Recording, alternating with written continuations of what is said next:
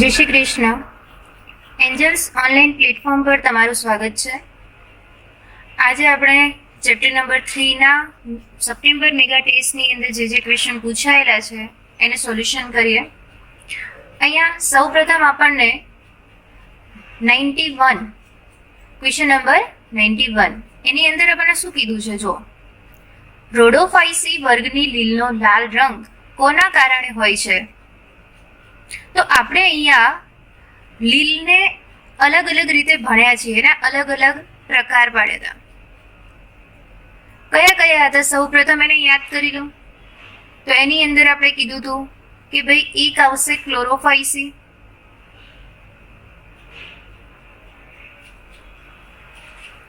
એના પછી બીજો પ્રકાર અહીંયા આવે છે ફિયોફાઇસી,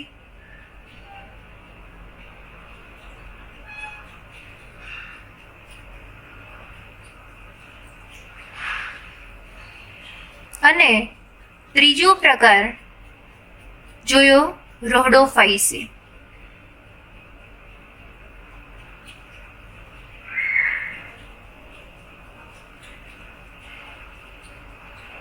તો ત્રણ પ્રકાર થયા: ક્લોરોફાઇસી, ફિયોફાઇસી, રોડોફાઇસી.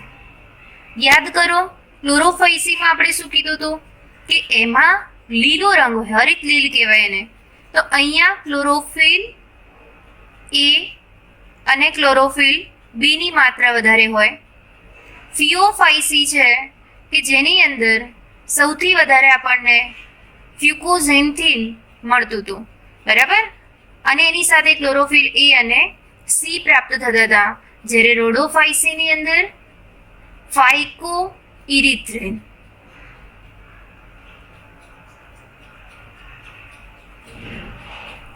ની માત્રા વધારે હોવાના કારણે અહીંયા આપણે એને લાલ રંગ ધારણ કરી શકે, બરાબર. તો આની અંદર આન્સર તમારો કયો આવશે? તો કે આન્સર સી આવશે. ચલો નેક્સ્ટ આપણને કીધું કે 92માં દ્વિઅંગીનું લક્ષણ એ ખાલી જગ્યા છે. હવે દ્વિઅંગી વનસ્પતિ એ લીલ પછી ઉદ્ભવ પામેલી વનસ્પતિ છે અને એના લક્ષણોની અંદર આપણે કીધું હતું કે એક તો દ્વિઅંગી છે, મતલબ કે એને અહીંયા ન તો કોઈ મૂળ છે, પ્રકાંડ છે, પણ છે, બરાબર, કશું જ નથી, પરંતુ એમાં મૂળ, પ્રકાંડ, પણ જેવી રચનાઓનો ઉદ્ભવ થાય. સાથે સાથે આની અંદર બીજું આપણે કીધું હતું કે આ દ્વિઅંગીમાં બે અવસ્થાઓ હોય. એમાંથી મુખ્ય જે વનસ્પતિ દેહ બનશે એ કેવો બનશે? જન્યુજનક, જેની પ્રભાવી અવસ્થા દર્શાવશે, બરાબર. તો આની અંદર એક તો પહેલું વિધાન સાચું, મુખ્ય વનસ્પતિ દેહ બીજાણુજનક છે, બિલકુલ ખોટું, ગૌણ તબક્કો આવે. ત્રીજામાં કીધું ફલન માટે પાણીની જરૂરિયાત છે. તો દ્વિઅંગી અને ત્રિઅંગી બંનેમાં આપણે એ શીખ્યા છીએ એમાં ફલન માટે પાણીની જરૂરિયાત હોય છે. તો આ બંને લક્ષણ દ્વિઅંગીના થયા. તો આની અંદર આપણો આન્સર અહીંયા શું આવવો જોઈએ? તો કે વિધાન 1 અને વિધાન 3 એ બંને સાચા હોવા જોઈએ. તો અહીંયા ઓપ્શન આપણો આવશે બોમ્બે. ત્રીજામાં કીધું કે કઈ ત્રિઅંગી વનસ્પતિને અશ્વપુચ્છ કહે છે? કઈ વનસ્પતિ છે કે જે અશ્વપુચ્છ તરીકે ઓળખવામાં આવશે? તો જુઓ, અહીંયા આપણને કીધું કે ઇક્વિસિટમ, લાઇકોપોડિયમ, માર્સિલિયા અને સેલાજિનેલા. સીધું જ આપણને ખ્યાલ છે કે આપણે ઇક્વિસિટમને અંદર અશ્વપુચ્છ તરીકે ઓળખીએ છીએ, હોર્સ ટેલ તરીકે એને ઓળખવામાં આવે છે, જે શંકુ ધરાવે છે. 94 ની અંદર કીધું છે કે એક વનસ્પતિ બીજ ઉત્પન્ન કરે છે પરંતુ પુષ્પો અને ફળ ધરાવતી નથી. ખાસ ધ્યાન રાખજો. તો એનો સમાવેશ કયા જૂથમાં કરી શકાય?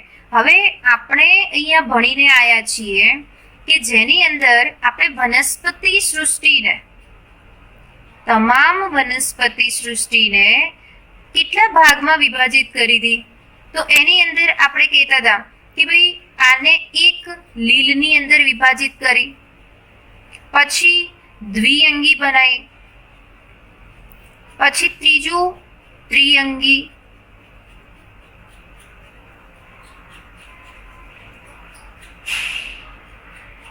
અનાવૃત બીજધારી,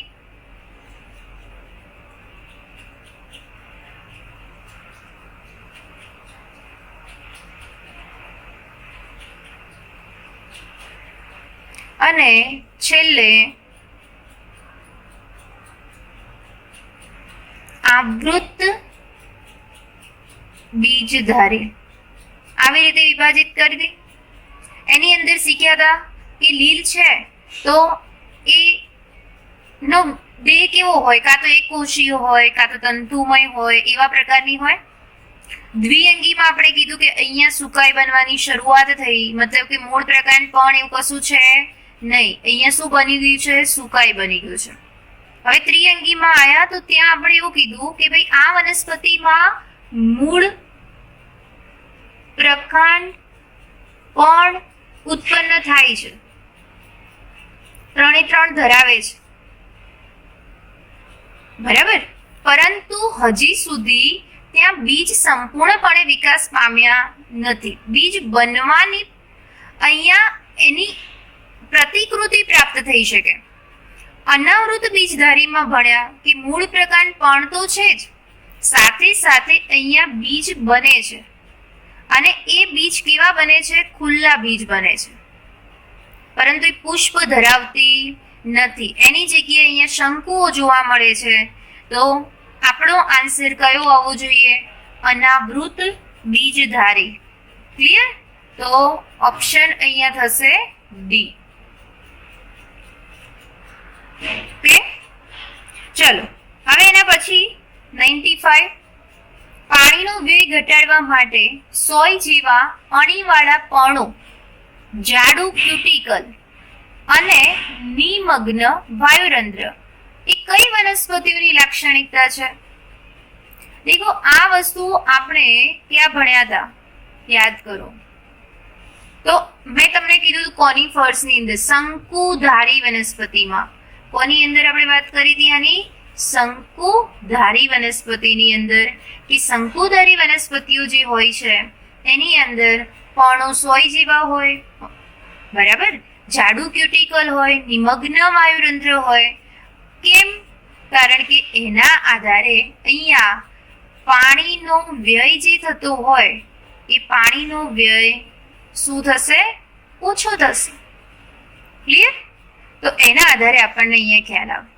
તો હવે જોઈએ એના સંગત વિધાન અહીંયા કયા કયા આપણને આપેલા છે.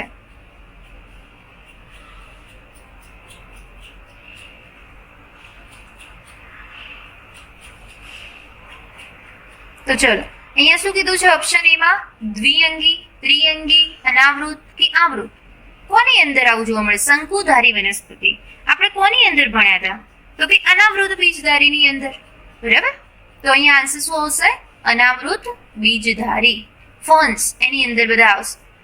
હવે 96 માં કીધું કે બેવડું ફલન એ આવૃત બીજધારી વનસ્પતિની અજોડ ઘટના છે. હવે સમજો, અહીંયા બેવડા ફલનની વાત કરી. મેં તમને લોકોને બેવડું ફલન સમજાયેલું છે, બધાને ધ્યાન હશે જ, બરાબર. તો આની અંદર બેવડા ફલનની અંદર શું કીધું? તો દેખો, અહીંયા આપણને એવું કીધું કે મેં તમને કીધું હતું કે અંડક હોય, હે ને? તો આ અંડક કંઈક આવા અંશે આપણને જોવા મળે.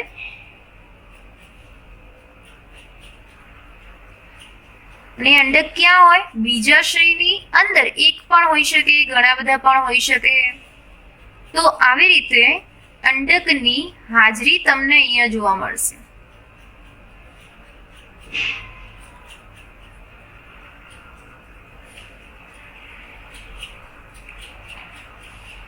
અને એ અંડકમાં ભ્રૂણપૂટનો વિકાસ થાય, બરાબર, મધ્યમાં.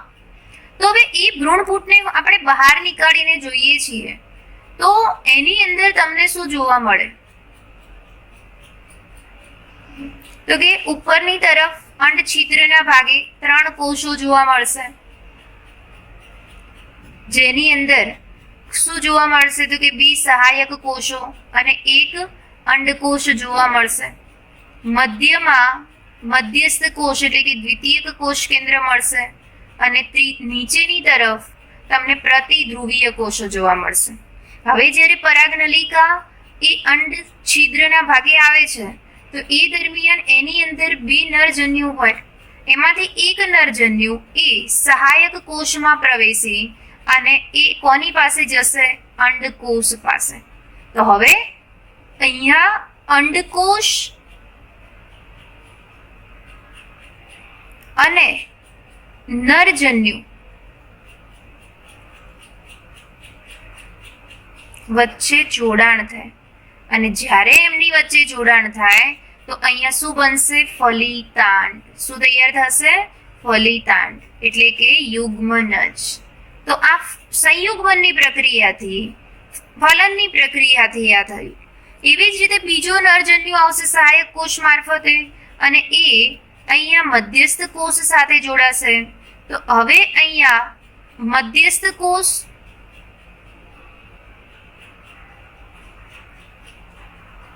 અને શું જોવા મળે છે? નરજન્યુ. અને એની વચ્ચે જ્યારે જોડાણ થાય છે ત્યારે ત્રિકીય જોડાણ કહેવાય. અને એનાથી અહીંયા પ્રાથમિક ભ્રૂણપોષ કોષ કેન્દ્ર બનશે, અને એમાંથી પ્રાથમિક ભ્રૂણપોષ નું નિર્માણ થાય, જે યુગ્મનજમાંથી ભ્રૂણ વિકસે, એને પોષણ પૂરું પાડે. તો અહીંયા એક સાથે 2 જગ્યાએ ફલન થયું હોવાના કારણે આ ઘટનાને આપણે શું કહીએ છીએ? બેવડું ફલન. અને આ બેવડું ફલન એ કોની લાક્ષણિકતા છે? આવૃત બીજધારીની. ક્લિયર? હવે આ આવૃત કારણ આપ્યું આપણને કે આવૃત બીજધારીમાં અંડકો બીજમાં હોય અને બીજાશય ફળમાં વિકાસ પામે છે. હવે બેવડું ફલન થવાના કારણે શું થશે? તો જ્યારે બેવડું ફલન પૂરું થાય તો એ દરમિયાન સંપૂર્ણ અંડક એ શેમાં ફેરવાઈ જશે? હવે તો કે બીજમાં ફેરવાઈ જશે. ક્લિયર? તો બીજમાં ફેરવાઈ જશે, અને એની સાથે સાથે આખું બીજાશય જે હશે એ બીજાશય ફળમાં ફેરવાઈ જશે. તો આપણે એમ જોઈ શકીએ કે સ્ત્રી કેસર હોય તો એની અંદર બીજાશય ક્યાં હોય? નીચેના ભાગે. ક્લિયર? તો એ બીજાશયનું રૂપાંતરણ શેમાં થઈ જશે? હવે ફળમાં. ક્લિયર? તો આના આધારે આપણે શું કહી શકીએ કે આવું અંડકમાંથી બીજ ક્યારે બની શકે? તો બેવડું ફલન થાય ત્યારે. બરાબર? તો આના નિર્માણ માટે વપરાય છે. માટે આપણે અહીંયા કહી શકીએ કે ઈ અને આર બંને સાચા છે, અને આર એ એની સમજૂતી છે. ક્લિયર? ઓકે, ચાલો અસંગત વિકલ્પ પસંદ કરો. અસંગત કીધું છે ને, તો દેખો લેમિનારિયા કઈ લીલ કહેવાય? ફિયોફાઇસી. ફ્યુકસ ફિયોફાઇસી. ડિક્ટિયોટા ફિયોફાઇસી. કારા ક્લોરોફાઇસી. તો અહીંયા આપણને શું જોવા મળ્યું? કારા ક્લોરોફાઇસીની છે, મતલબ 3 એ ફિયોફાઇસીમાં એક અલગ આવી, એટલે આપણે કારાને શેમાં લઈશું? તો કે અહીંયા અસંગત છે એવું કહી શકાય. ચલો હવે 98માં શું કીધું? નીચેનામાંથી યોગ્ય જોડ શોધો. યોગ્ય જોડ શોધવાની કીધી છે. તો આમાં જોઈએ કે સ્થાપક અંગ. હવે આ સ્થાપક અંગની અને એની બધી વાતો આપણે શેની અંદર કરી ચૂક્યા છીએ? ફિયોફાઇસીની અંદર. બરાબર? તો દેખો કંઈક આવા અંશે આપણે ત્યાં આકૃતિને જોઈ હતી, લેમિનારિયાની આકૃતિ પણ દોરી હતી. અહીંયા નીચે દ્રઢ ગ્રહ હોય, બરાબર, છત્રિકા વૃંત હોય, અને ઉપર અપુષ્પ પર્ણ જેવી બરાબર, અપુષ્પ પર્ણ જેવી રચના બનતી હતી. તો એની અંદર આપણે કીધું હતું કે આ જે અપુષ્પ પર્ણ બને છે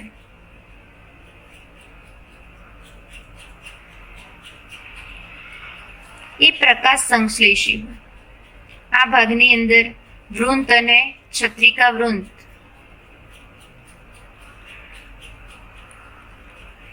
અને નીચે આપણને જોવા મળતું તો દ્રઢ ગ્રહ. ક્લિયર?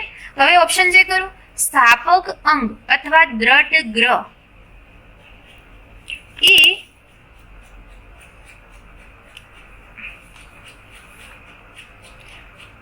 આધારક સાથે જોડાય છે.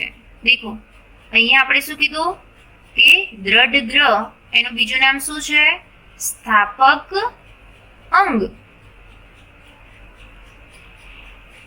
તો કોની સાથે જોડાય? અહીંયા નીચે શું હશે? આધાર હશે.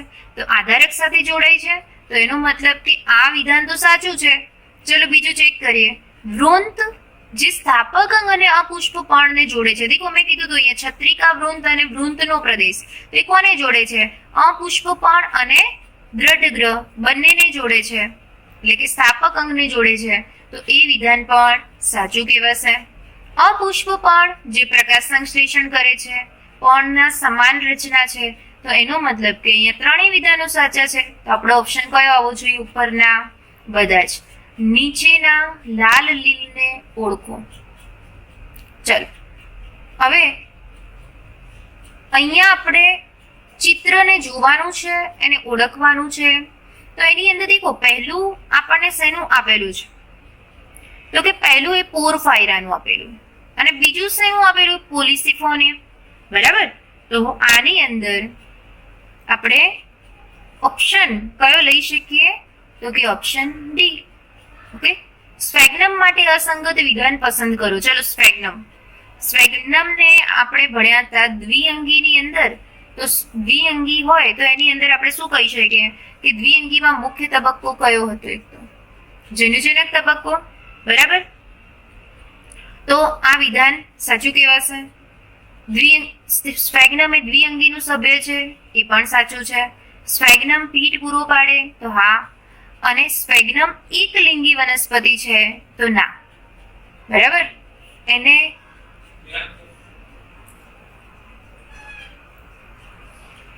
તો સ્ફેગ્નમ એ એકલિંગી વનસ્પતિ છે એ ખોટું. બરાબર. તો અહીંયા કયો આન્સર આવશે? Option D. ઓકે. તો આ થઈ ગયું અહીંયા. ચલો હવે આપણે નેક્સ્ટ ક્વેશ્ચન તરફ જઈએ.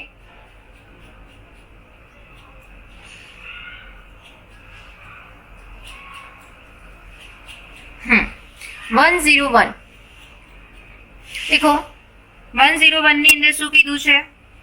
દ્વિઅંગીના બીજાણુજનક માટે અસંગત વિધાન પસંદ કરો. કેવું વિધાન પસંદ કરવાનું છે? અસંગત વિધાન. હવે અહીંયા શું કીધું છે? પહેલું દેખો દ્વિઅંગી માટે કીધું છે એટલે આપણે ધ્યાનથી એને દેખીશું અહીંયા.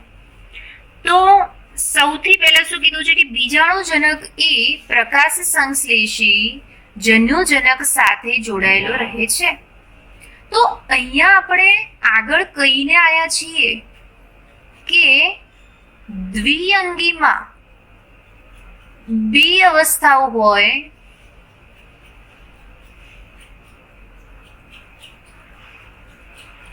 જેની અંદર એક અવસ્થા પ્રભાવી હશે તો બીજી અવસ્થા ગૌણ હશે. ક્લિયર? હવે પ્રભાવી અવસ્થા હોય તો એ કઈ હતી? દ્વિઅંગીમાં જન્યુજનક.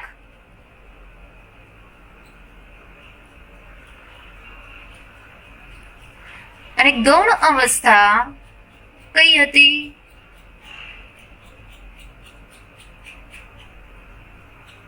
તો બીજાણુજનક.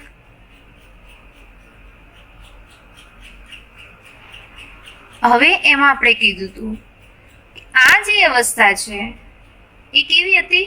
પ્રકાશ સંશ્લેષ.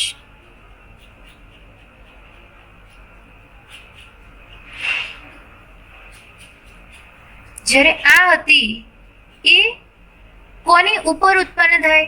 જન્યુજનક ઉપર આધાર રાખે. આધાર કોની ઉપર રાખશે? જન્યુજનક ઉપર. બરાબર. એ પ્રકાશ સંશ્લેષણ કરી શકતી નથી. તો આ વિધાન તો સાચો થઈ ગયો. બીજું, બીજાણુજનકના બધા જ કોષો અર્ધીકરણ પામીને એકકીય બીજાણુઓનું નિર્માણ કરે છે. અહીંયા બધા જ કોષો કીધું છે. બધા જ કોષો ના આવે, કેટલાક કોષો. ના કેટલાક કોષો અર્ધીકરણ પામીને એકકીય બીજાણુઓનું નિર્માણ કરે છે. અને સી ની અંદર કીધું કે બીજાણુજનક એક ગૌણ તબક્કો છે. બરાબર. તો હવે દેખો બીજાણુજનક ગૌણ તબક્કો અહીંયા થઈ ગયો, તો એ વિધાન પણ સાચું. ચોથું, બીજાણુજનક દ્વિકીય છે, સાચું. તો અહીંયા કયું વિધાન ખોટું પડે? અસંગત છે, તો કે વિધાન બી. ચલો સાચું વિધાન પસંદ કરો. 102 ની અંદર જોઈએ સાચા વિધાનની અંદર શું કીધું છે આપણને. તો આમાં દેખો ત્રિઅંગીમાં જનુજનક તબક્કો પ્રતંતુ અને પર્ણમય અવસ્થા ધરાવે છે. પહેલામાં આપણને શું કીધું છે કે ત્રિઅંગીમાં જનુજનક તબક્કો પ્રતંતુ અને પર્ણમય અવસ્થા ધરાવે છે. બિલકુલ ખોટું. કોની અંદર આવતું હતું? આ રીતું મોસની અંદર આવતું હતું. બરાબર. આપણે કોનામાં ભણ્યા હતા આવી અવસ્થાઓ? મોસની અંદર ભણ્યા હતા. મતલબ આ તો ખોટું છે. ત્રીજો, બીજામાં ઓપ્શનમાં શું કીધું છે? અનાવૃત બીજધારીમાં માદજન્યુજનક મુક્તજીવી છે. હવે અહીંયા આપણને લાઈન ચોખ્ખી આપેલી છે કે દ્વિઅંગી અને ત્રિઅંગીની જેમ અનાવૃત બીજધારીમાં નર કે માદાજન્યુજનક સ્વતંત્ર હોતા નથી. તો ક્યાંથી મુક્તજીવી આવી શકે? બિલકુલ ખોટું. ત્રિઅંગીમાં સ્ત્રીજન્યુ ધાનીધર અને પૂજન્યુ ધાનીધર જોવા મળે છે. ખોટું. સ્ત્રીજન્યુ ધાની અને પૂજન્યુ ધાની મળે છે, ધાનીધર જોવા મળતું નથી. ત્રિઅંગીમાં બીજ પ્રકૃતિ તરીકેનું પૂર્વ ચિહ્ન જોવા મળે છે. તો અહીંયા તમને આ વિધાન સાચું મળશે. ક્લિયર? ઓકે. હવે નેક્સ્ટ ક્વેશ્ચન તરફ જઈએ. તો આપણને અહીંયા શું કીધું? 103 ની વાત કરીએ તો 103 માં તમને આકૃતિ આપેલી છે. બરાબર. હવે એ આકૃતિને જો તમે સ્પષ્ટપણે દેખો, થોડીક આછી જોવા મળશે તમને, પણ એને થોડી સ્પષ્ટ દેખીએ તો આપણને કંઈક આવી રચના જોવા મળે છે. જો કોની વાત કરી રહ્યા છીએ અહીંયા? 103 ની અંદર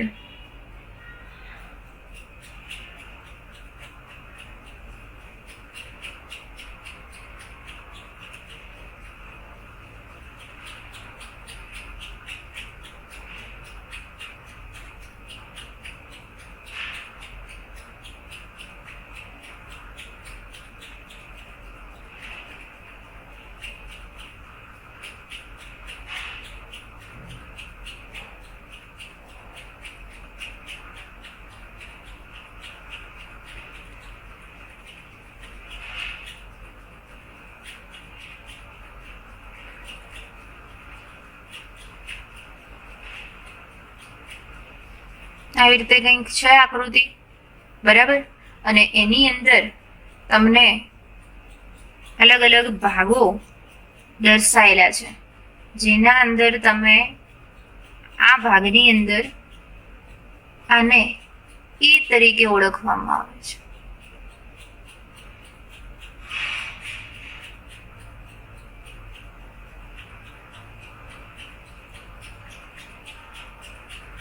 હવે આ એ છે શું? બરાબર. તો ચલો એમાં આપણે શું જોયું હતું આકૃતિમાં? વાત કોટર. શું હતું? વાત કોટર.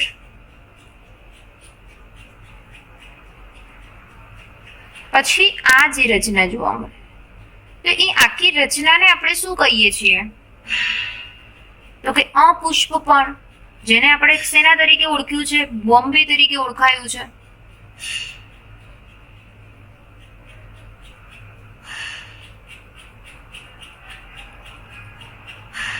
પછી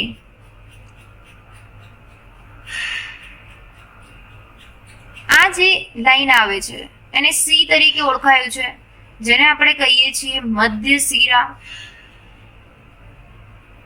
અને લાસ્ટમાં આ જે ભાગ જોવા મળે એને આપણે શું કીધું છે?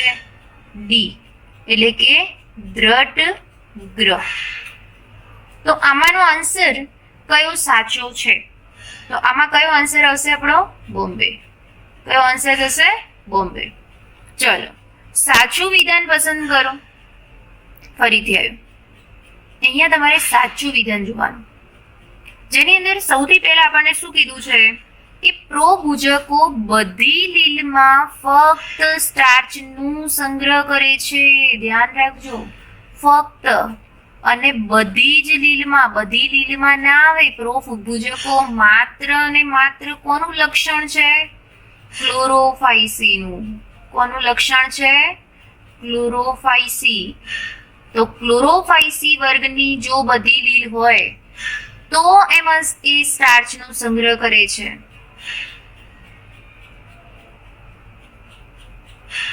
ક્લિયર? તો હવે ધ્યાન રાખીશું, સાથે પ્રોટીન પણ હોય એટલે એનો મતલબ કે પહેલું વિધાન તો બિલકુલ ખોટું પડી જાય. બીજા વિધાનમાં શું કીધું આપણને કે આલ્જિનનું જિલેટિન આવરણ ફિયોફાઇસીની સેલ્યુલોઝની કોષ દિવાલ પર જોવા મળે છે. યસ, આ તો સાચું છે. હજી આગળ જુઓ. રોડોફાઇસી આર ફાઇકોઇરિથ્રિન રંજક દ્રવ્ય સાથે બી અસમાન પાર્શ્વીય કશા ધરાવે છે. રોડોફાઇસી કોઈ પ્રકારની કશા ધરાવતી જ નથી. રોડોફાઇસીમાં તો કશા કેવી હતી? ગેરહાજર હતી. મતલબ કે આ વિધાન કેવું થઈ જાય? ખોટું થઈ જાય. એટલે આપણને આન્સર ઓલમોસ્ટ અહીંયા મળે છે, પણ છતાં પણ આપણે જો એક વિધાનને હજી પણ ચેક કરવું હોય તો કરી શકીએ કે મોટા ભાગની રાતી લીલ દરિયાઈ હોય છે.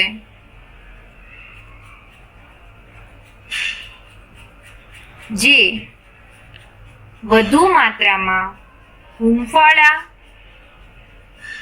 મીઠા પાણીમાં જોવા મળે છે. હવે ખાસ ધ્યાન રાખવાનું, આની અંદર આપણે સાચું વિધાન પસંદ કરવાનું હતું, પણ રાતી લીલ તો મોટા ભાગે દરિયાઈ છે અને દરિયામાં પાણી મીઠું હોઈ શકે નહીં, તે ખારું પાણી હોય.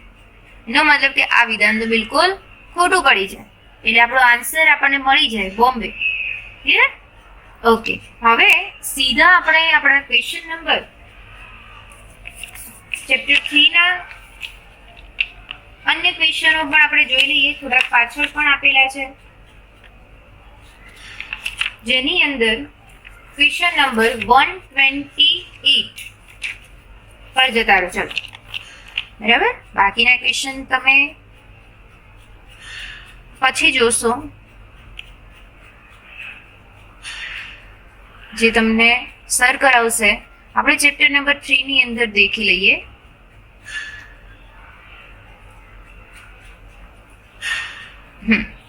તો અહીંયા 128 માં શું કીધું કે કઈ લીલ પાણીના સપાટી પર અને સમુદ્રમાં ખૂબ જ ઊંડાઈએ જોવા મળે છે. આવું તો આપણે એક જ લીલમાં ભણ્યા હતા, રોડોફાઇસીની અંદર, એટલે કે રાતી લીલની અંદર તમને આવું જોવા મળે છે. ઓકે, હવે આની અંદર જોઈએ 129 ની અંદર કે દ્વિઅંગીનું પૂર્વ સુકાય એ ખાલી જગ્યા છે. હવે ત્રિઅંગીનું, તો ત્રિઅંગીનું પૂર્વ સુકાય એ ખાલી જગ્યા છે. તો આમાં આપણને શું કીધું? અહીંયા એ ઓપ્શનમાં અવાહક પેશીધારી. બિલકુલ ખોટું, કારણ કે આપણે ભણ્યા છીએ કે ત્રિઅંગીમાં વાહક પેશી નિર્માણ થાય છે. ત્રિઅંગીમાં વાહક પેશી ઉત્પન્ન થવાની ચાલુ થઈ જાય છે. મતલબ કે આ તો વિધાન ખોટું જ થઈ જાય. બરાબર? એટલે આ તો પોસિબલ છે જ નહીં, એટલે આગળ કઈ દેખાય પણ નહીં. ચલ, બીજામાં કીધું વાહક પેશી એન બહુકોષીય બીજાણુ જનક ધરાવે છે. પરંતુ એન ક્યાંથી હોઈ શકે? પૂર્વ સુકાઈ એન હોય નહીં, કારણ કે ત્રિઅંગીમાં પ્રભાવી અવસ્થા બીજાણુજનક આપણને જોવા મળતી હતી. ઓકે, તો અહીંયા શું આવશે? તો કે 2n દ્વિકીય છે, મુક્તજીવી છે અને મુક્તજીવી જન્યુજનક અહીંયા ધરાવે છે. બરાબર? તો આપણે કહી શકીએ આની અંદર તો સી. ઓકે, 130 ની અંદર પ્રતંતુનું નિર્માણ એ ખાલી જગ્યાની લાક્ષણિકતા છે. અહીંયા આ પ્રતંતુ છે, હા, ધ્યાન રાખજો. તો પ્રતંતુનું નિર્માણ એ ખાલી જગ્યાની લાક્ષણિકતા છે. પ્રતંતુ શેમાં બનતું હતું? તો ઓપ્શન શું આપે અહીંયા? આવૃત બીજધારી, દ્વિઅંગી, ત્રિઅંગી કે અનાવૃત બીજધારી. તો આની અંદર શું આવશે અહીંયા? ત્રિઅંગી. ક્લિયર? તો શું આવશે? સોરી, મોસ ની અંદર જોયું હતું ને, તો આની અંદર ઓપ્શન આપણો કયો આવશે? દ્વિઅંગી. બરાબર? તો આ ધ્યાન રાખીશું. ચલો 131 માં આપણને શું કીધું અહીંયા?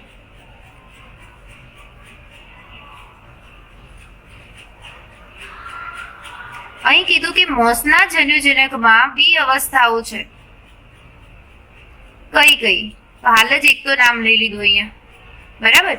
એટલે આની અંદર આવશે કે મોસના જન્યુજનકમાં 2 અવસ્થાઓ છે. તો આપણે ભણીને આવ્યા કે પહેલી અવસ્થા કઈ હતી? પ્રતંતુ. પછી દ્વિતીય પ્રતંતુમાં નિર્માણ પામે અને છેલ્લી પાણી અવસ્થા ધારણ કરે છે. તો આની અંદર ઓપ્શન તમારો કયો આવશે? તો કે બોમ્બે. 132 માં જોઈએ કે નીચેના પૈકી ખોટું વિધાન લખો અથવા તો નક્કી કરો. ચલો ખોટું વિધાન પસંદ કરવાનું છે. તો એની અંદર અહીંયા તમને શું કીધું છે? તો આની અંદર આપણને કીધું કે શંકુ વૃક્ષોના 100 જેવા પર્ણો અથવા 100 જેવા પર્ણો વિષમ તાપમાનને ભેજ સંરક્ષણાર્થે અને હવાના પ્રચંડ હુમલાથી બચવા સાનુકૂલિત હોય છે. તો સાચી વસ્તુ છે. આપણે ત્યાં કીધું હતું કે એક તો ત્યાં ક્યુટિકલનું જાડું આવરણ હોય એટલે એનાથી અસર નહીં થાય. બીજું કે એમનું પાતળા હોય, બરાબર, સોય જેવા છે. તો આ એના માટેનું લક્ષણ છે. તો એ તો વિધાન આપણું કેવું થઈ ગયું? સાચું. પછી બીજામાં કીધું કે પાઇનસના મૂળ ઉચ્ચ ફૂગ જોડે સહજીવિતાનો આંતર સંબંધ સાધે છે. તો યસ, પાઇનસના મૂળ અને ફૂગ એ આપણે ભણીને આવ્યા. અને એ આંતર સંબંધને આપણે અહીંયા કીધું હતું, શું નામ આપ્યું હતું? તો કે માઇકોરાઇઝા.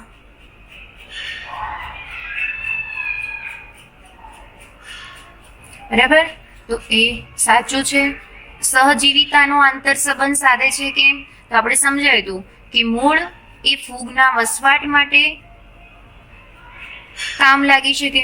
ફૂગ એ એને અન્ય જરૂરી ખનિજ ક્ષારો, પોષક તત્વો એને શોષીને જમીનમાંથી આપી શકે. મતલબ કે બંનેને અહીંયા ફાયદો થાય. એટલે આપણે એને શું કીધું કે સહજીવિતાનો સંબંધ ધરાવે છે. ત્રીજામાં કીધું કે સાયકસના પ્રવાળ મૂળમાં N2 નું સ્થાપન કરતા સાયનોબેક્ટેરિયા હોય છે. તો સાયકસના પ્રવાળ મૂળ એમાં પણ આપણે ભણ્યા હતા, યાદ હોય તો.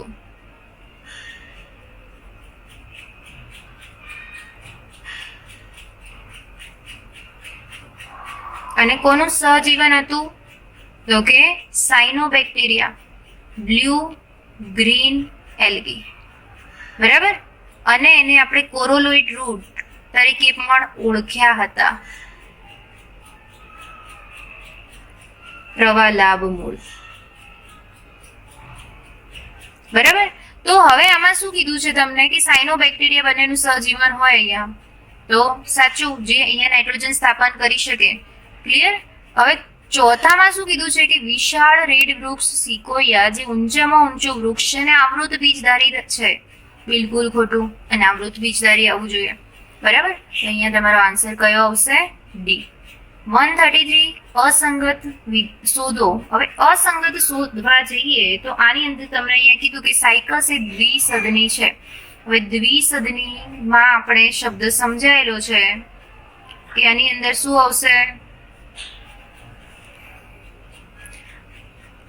દ્વિસદનીની અંદર આપણે કીધું કે એક લિંગી કહી શકાય.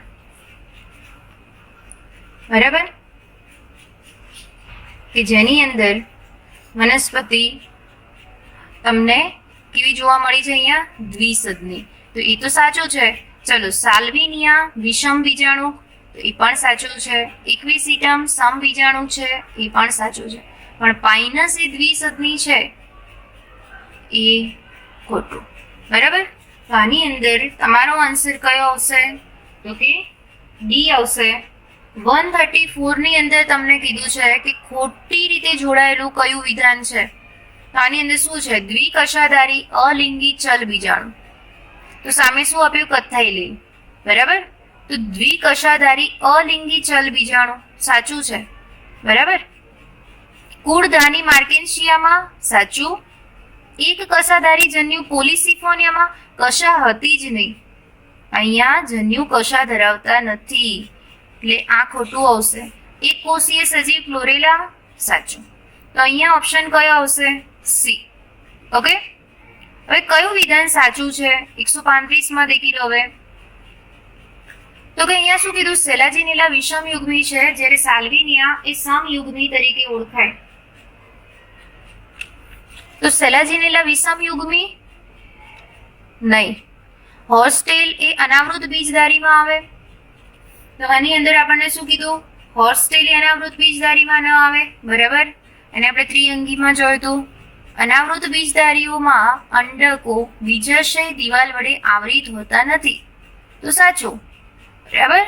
તો અને છેલ્લે કીધું કે સાયકસ અને સીડ્રસ બંનેમાં સામાન્ય રીતે પ્રકાંડ અશાખિત હોય છે. સીડ્રસ ખોટું. બરાબર. અહીંયા સીડ્રસમાં શાખિત હોય. તો આ તમારો આન્સર અહીંયા કયો થશે? તો કે સી વિધાન સાચું છે. ઓકે. તો ક્વેશ્ચન નંબર 105 શું કહે છે? ધાની રસ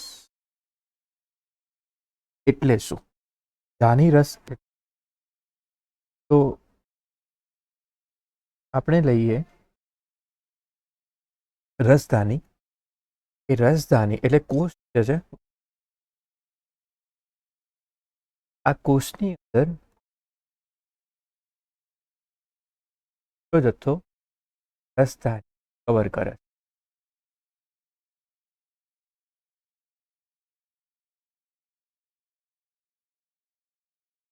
આ રસધાની શું કહે છે?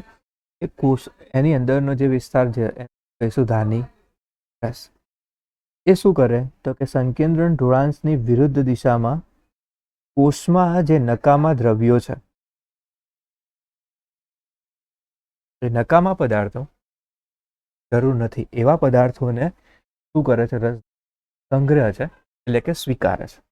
એનો મતલબ કે આ રસધાનીની અંદર જે ઘટકો હશે, એ રસ જે ઘટકો હશે એ ઘટકો જોવા મળશે.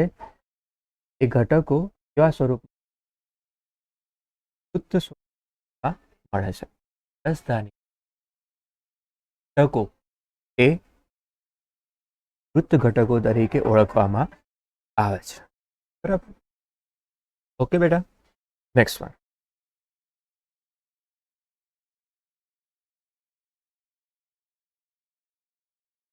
તારા કેન્દ્ર પ્રોટીનનું કેન્દ્ર. તારા કેન્દ્ર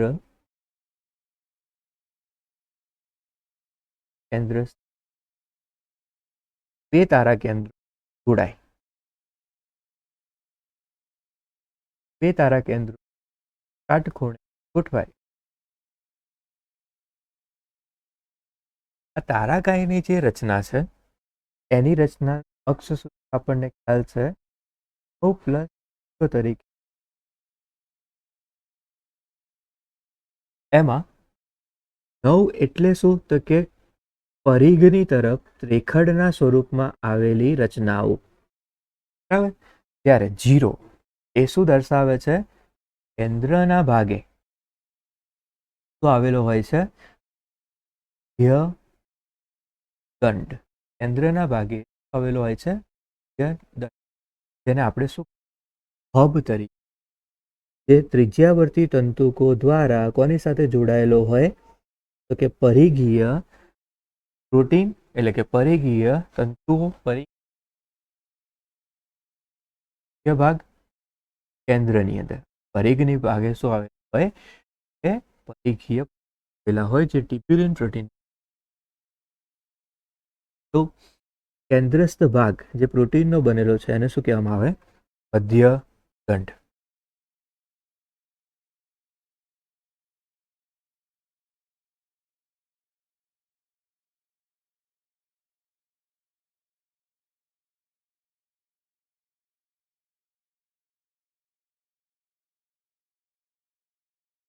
ક્વેશ્ચન નંબર 107.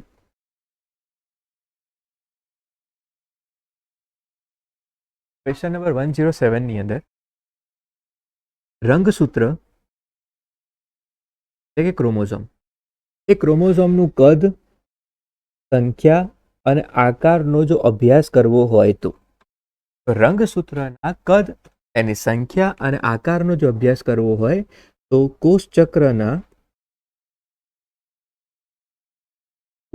અને કોષ વિભાજનના કયા તબક્કા દરમિયાન આપણે સ્પષ્ટ અભ્યાસ કરી શકીએ? સ્પષ્ટ અવલોકન. જો પૂર્વાવસ્થાની અંદર એ હજુ સંઘનન પામી રહ્યા હોય છે, જ્યારે અહીંયા એ સંઘનન પામી અને એની આકૃતિ, એની રચના, એનું કદ સ્પષ્ટપણે જોઈ શકીએ. એના એટલા માટે એ તબક્કો કયો બને છે તો કે પૂર્વાવસ્થા પછીનો તબક્કો,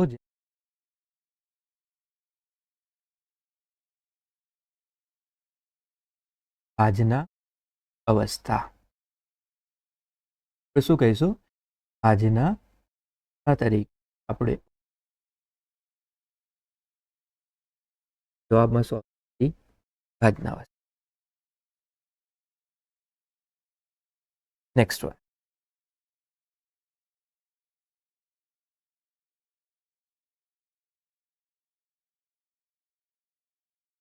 નેક્સ્ટ ક્વેશ્ચન.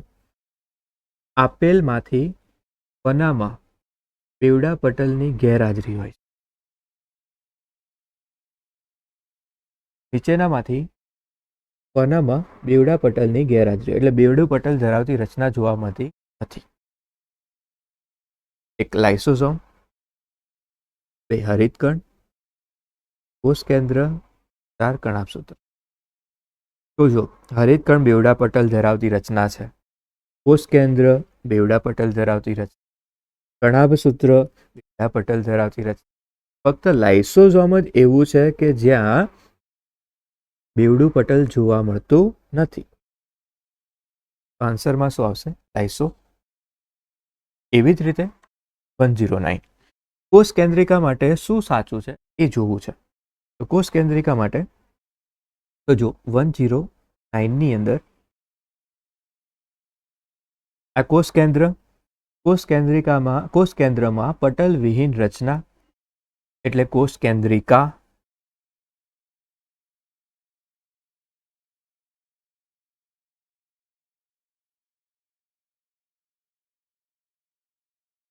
કોષ કેન્દ્રમાં કોષ કેન્દ્રિકા. એ કોષ કેન્દ્રિકા શું છે? તો કે કોષ કેન્દ્રની નજીક કોષરસમાં આવેલી સળિયા આકારની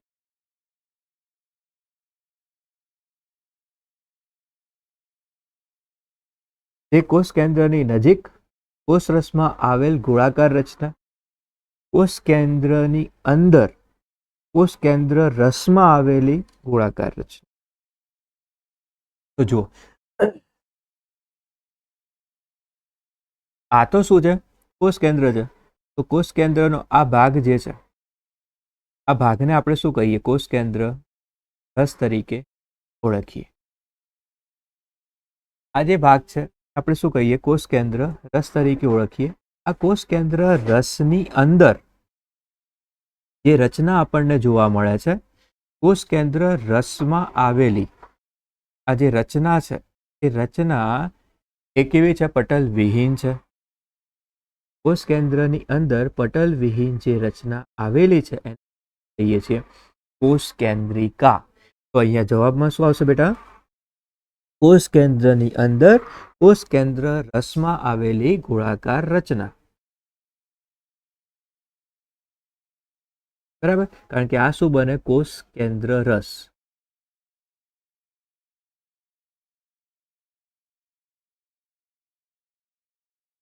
નેક્સ્ટ વન 110. આપેલમાંથી કોણ કણાભસૂત્રમાં જોવા મળતું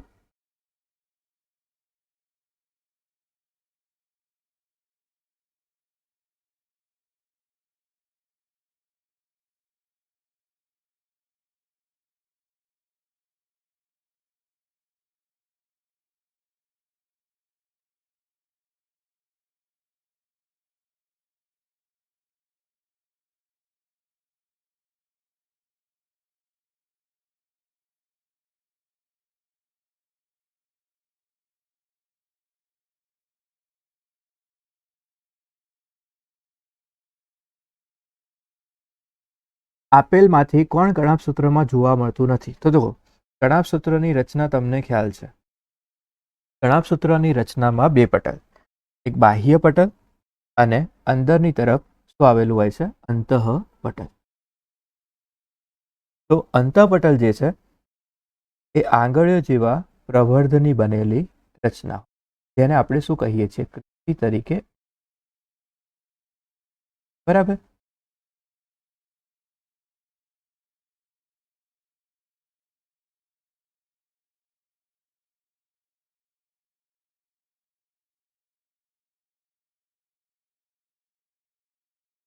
તો આ બાહ્ય પટલ, આ અંતઃપટલ, એ બંને વચ્ચેનો જે વિસ્તાર છે, આ જે વિસ્તાર બને છે એ શું કહેશું? આંતરપટલ અવકાશ. આ જે વિસ્તાર છે, આ વિસ્તારને આપણે શું કહીએ? આંતરપટલ અવકાશ.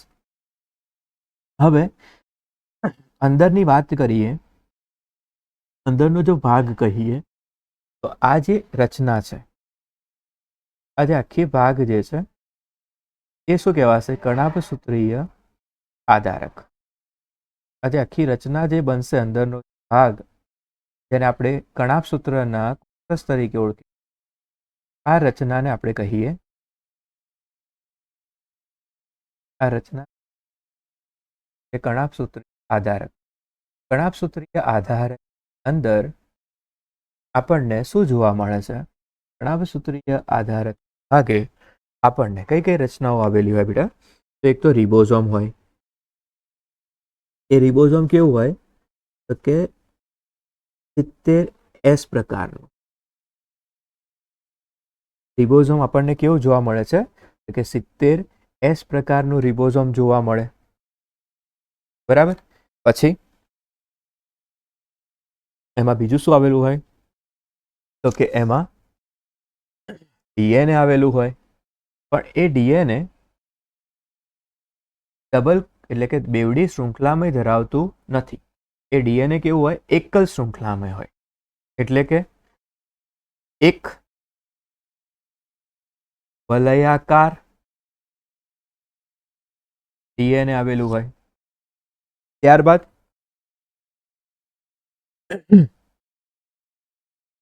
તો દેખો, એક તો શું થઈ ગયું? રિબોઝોમ. એક થઈ ગયું ડીએનએ. એ સિવાય બીજું આપણને શું જોવા મળે? તો કે એમાં આરએનએ પણ હાજર હોય. બરાબર. એમાં ડીએનએની સાથે શું હાજર હોય? આરએનએ પણ થોડાક પ્રમાણમાં હાજર હોય. તો જો ઓપ્શન આટલા ઘટકો છે. તો 70S રિબોઝોમ છે, 80S ના હોય, બેવડું કુંતલમય ડીએનએ ના હોય, થાઇલેકોઇડ એ તો હરિતકણમાં હોય એટલે ના હોય, સ્ટ્રોમલ લેમિલી ના જોવા મળે, એ હરિતકણમાં હોય, એક વલયાકાર ડીએનએ હોય, 70S રિબોઝોમ હોય, થોડા ઘણા આરએનએ ના અણુ હાજર હોય. તો આન્સરમાં A, C, D આન્સર આવશે તમારો.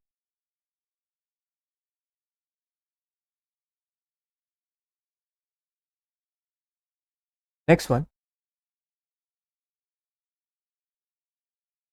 111.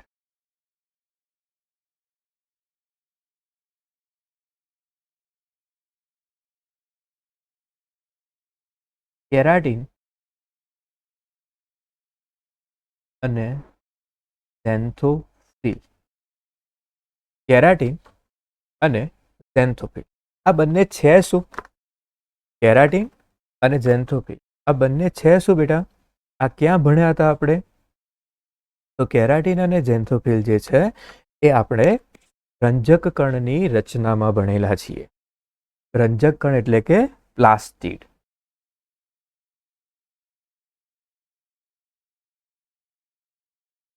આપણે ક્યાં ભણેલા છીએ? તો કે રંજક કણની અંદર. એમાં પણ કયા ભાગમાં? કેરોટીન અને ઝેન્થોફિલ એ રંજક કણના 3 પ્રકારમાંનો એક પ્રકાર હતો. કયો હતો? રંગ કણ. કયો હતો બેટા? રંગ કણ.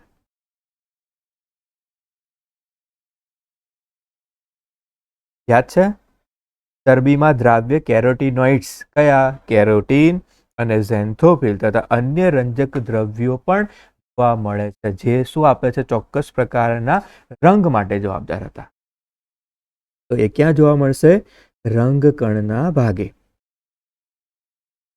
ખાલી બી. તો અહીંયા એ મંડક કણ એ તો સ્ટાર્ચનો સંગ્રહ કરે, તેલ કણ લિપિડનો સંગ્રહ કરે, સમિતાય કણ પ્રોટીન સંગ્રહ કરે. તો અહીંયા 111 ની અંદર આન્સરમાં આવશે બેટા ખાલી બી. બરાબર, જોઈ લેજે કો. નેક્સ્ટ છે 112. 112 ની અંદર તંતુ.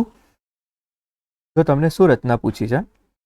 તંતુ, જોડ, એક, રેખડ. અહીંયા સંખ્યાઓ પૂછી છે. સામે શું આપ્યું છે કે તલકાઈની પરિઘવર્તી નલિકા, કસાનો સૌથી લાંબો ભાગ, ભુજાની જોડ, અક્ષની કેન્દ્રસ્થ નલિકા અને અક્ષની પરિઘવર્તી નલિકા. તો જો અહીંયા આપણે આનો આન્સર ડાયરેક્ટ લખીશું બેટા, ઓપ્શનમાં નથી એટલે. તો 112 ની અંદર તંતુ. તો તંતુ એટલે કે આપણે આદિકોષ કેન્દ્રીય કોષમાં પણ ભણી, તંતુ એક લાંબી રચના જે હલનચલન માટે જવાબદાર હોય છે. બરાબર, તો એ તંતુ એટલે કે કશાનો ભાગ કહેવાય. તંતુ એ કોનો ભાગ કહેવાશે? કશાનો ભાગ. તો તંતુમાં શું આવશે? કશા. એટલે પહેલામાં, એટલે એમાં શું આવશે? બે. જોડ. શું જોડમાં હોય? તો કે જોડીમાં શું હતું? તો અક્ષની કેન્દ્રસ્થ નલિકા. જોડીમાં શું હતું? અક્ષની કેન્દ્રસ્થ નલિકા. તમે જોયું હતું ને કસાની અંદર, આ કયા ભાગમાં આપેલું? કસાની અંદર. કસામાં કેન્દ્રની અંદર શું આવેલું હોય છે? બે સૂક્ષ્મ નલિકા.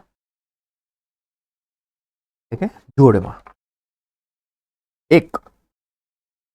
એક શું હોય? સિંગલેટ. એટલે એનો મતલબ શું થશે બેટા? રેખડ. રેખડ કોનો ભાગ છે? તો અક્ષની તલકાઈની પરિઘવર્તી નલિકા. રેખડ ક્યાં હતું બેટા? તારા કેન્દ્રની અંદર જે પરિઘવર્તી રચના હતી, એ પરિઘવર્તી રચનાના ભાગે. તો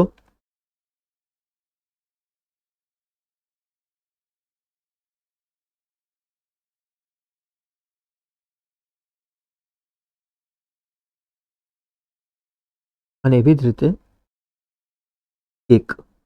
એક જોડ એટલે શું? ભુજાની જોડ. બરાબર, તો આ રીતે આન્સર બને. નેક્સ્ટ લઈએ જીવાણુ કોષો માટે.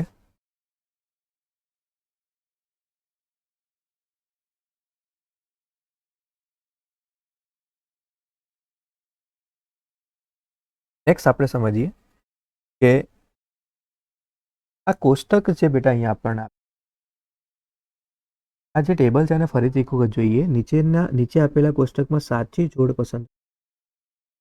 તો આને આપણે એકવાર ફરીથી ચેક કરીએ.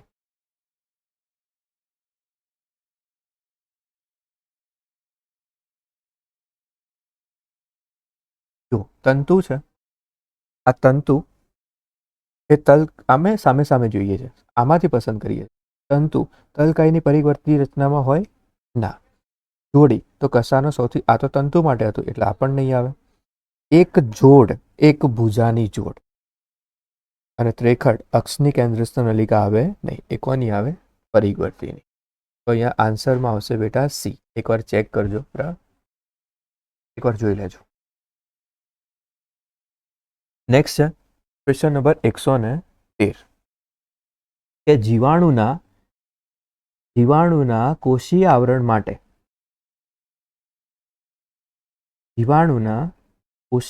આવરણ માટે બહારથી અંદર જતા ક્રમશઃ કયો ક્રમ થાય?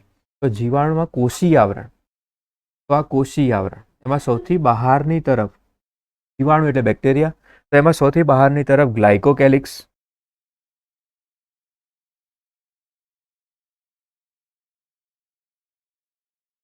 ત્યારબાદ અંદરની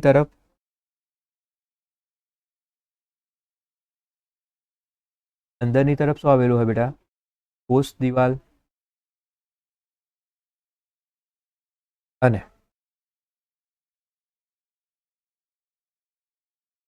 એનાથી અંદરની તરફ આપણને શું જોવા મળે? કોષરસ. પછી આવરણ છે એના 3 ભાગ. સૌથી બહારની તરફ જોઈએ ગ્લાયકોકેલિક્સ, પછી જોઈએ કોષ દિવાલ અને સૌથી અંદરની બસ પટલ.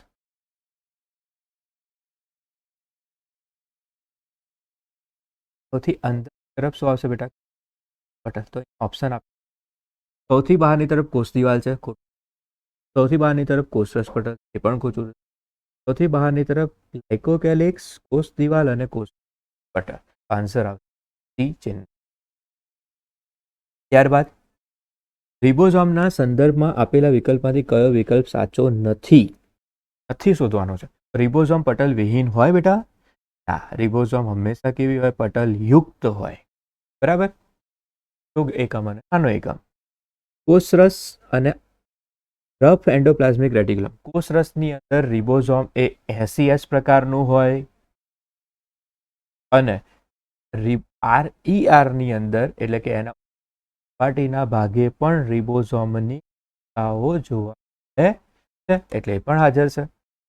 હરિતકણ અને કણાભસૂત્રમાં ગેરહાજર નહીં, ત્યાં શું હશે બેટા? હાજર. અને ડી, પ્રોટીન સંશ્લેષણ ભાગ ન લે પણ ભાગ લે છે. રિબોઝોમનું કામ જ છે કે પ્રોટીન સંશ્લેષણ કરવું, પ્રોટીનનું સંશ્લેષણ કરવું. તો રિબોઝોમના સંદર્ભમાં કયો વિકલ્પ સાચો નથી તે પસંદ કરવાનો છે. તો અહીંયા સાચો નથી એવો વિકલ્પ એટલે સાચા કયા છે? તો કે 3. સાચો નથી કયો? તો કે પ્રોટીનના સંશ્લેષણમાં ભાગ લે છે. નેક્સ્ટ જોઈએ પક્ષમ અને કસાના છેદમાં જોવા મળતી રચનાના સંદર્ભમાં કયો વિકલ્પ સાચો છે? તો કે પરિઘવર્તી સૂક્ષ્મ નલિકા, કેન્દ્રસ્થ સૂક્ષ્મ નલિકા, ત્રિજ્યાવર્તી તંતુ, કેન્દ્રસ્થ તંતુ. તો અહીંયા પક્ષમ અને કસાની વાત કરી છે. તો પક્ષમ અને કસાની જો વાત કરે છે તો તેનું અક્ષ સૂત્ર આપણને ખ્યાલ હોવો જોઈએ. તો પક્ષમ અને કસાની અંદર એની જો રચનાને આપણે સમજીએ તો એની જે રચના છે એમાં કેન્દ્રની અંદર આપણને 2 સૂક્ષ્મ નલિકાઓ જોવા મળે.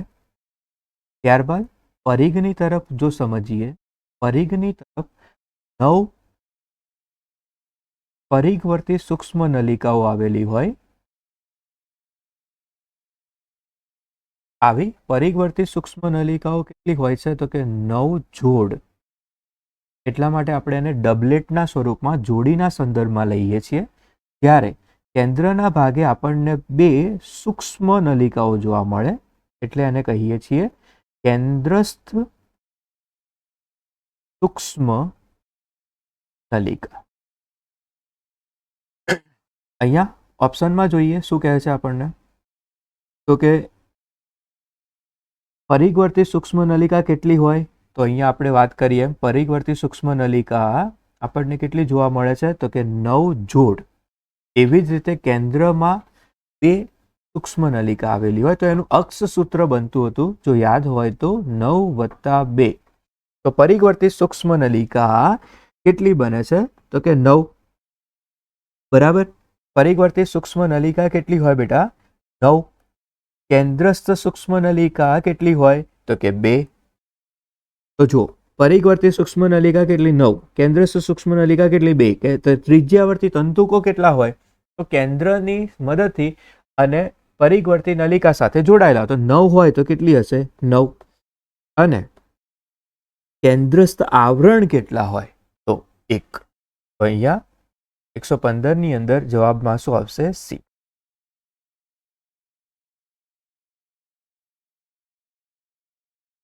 બરાબર. તો અહીંયા જો આની ફરતે શું ગોઠવાયેલું હશે? મધ્ય આવરણ અથવા કેન્દ્રસ્થ આવરણ. જ્યારે આ જે રચના છે એ રચના કેન્દ્રની સાથે એટલે મધ્ય આવરણની સાથે કોની મદદથી જોડાયેલી હશે? તો ત્રિજ્યાવર્તી તંતુકની મદદ.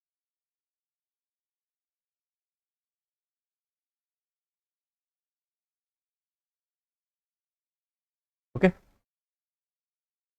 આગળ જોઈએ બેટા. 116 ક્વેશ્ચન નંબર 116. કેટલાક રંગસૂત્રો ચોક્કસ જગ્યાએ અભિરંજિત દ્વિતીયક રચનાઓ ધરાવે છે? એટલે જો બેટા આપણે ભણ્યા હતા રંગસૂત્રના બંધારણની અંદર, યાદ છે કે રંગસૂત્રનું જે બંધારણ હતું એમાં આપણને બે ખાંચ જોવા મળતી. એક પ્રાથમિક ખાંચ હતી અને બીજું દ્વિતીયક ખાંચ હતી. તો પ્રાથમિક ખાંચ આપણને સેન્ટ્રોમિયરના ભાગે જોવા મળતી હતી, જ્યારે દ્વિતીયક ખાંચ જે છે એક ખાંચ આપણને ક્યાં જોવા મળે છે?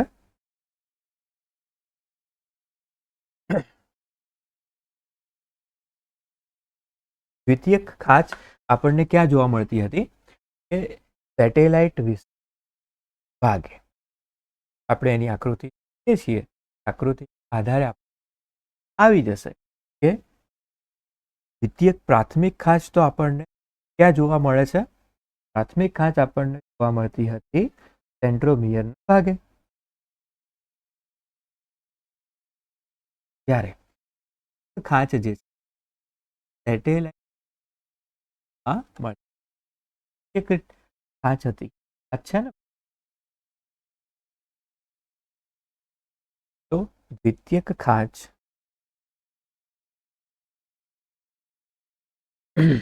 તો અહીંયા કેટલાક રંગસૂત્રો ચોક્કસ જગ્યાએ અભિરંજિત દ્વિતીયક રચનાઓ ધરાવે છે?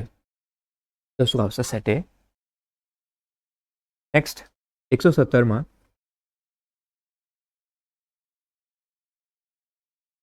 આપેલમાંથી ખોટી જોડ પસંદ કરવાની છે. ખોટું પસંદ. પહેલું, કોષ દિવાલ. તો કોષ દિવાલનું કામ શું હતું? રક્ષણાત્મક ભૂમિકા ભજવે છે તથા આધાર આપવાનું પણ કાર્ય કરે છે. સાચું છે. કેન્દ્રસ્થ રસધાની સંગ્રહ કરે છે. સ્ટાર્ચ કણ, સ્ટાર્ચનો કોષરસીય તંતુ. કોષરસીય તંતુ રક્ષણ નહીં પરંતુ જોડાણનું કામ કરે. સંયુગ્મન આન્સરમાં આવશે 170 ની અંદર.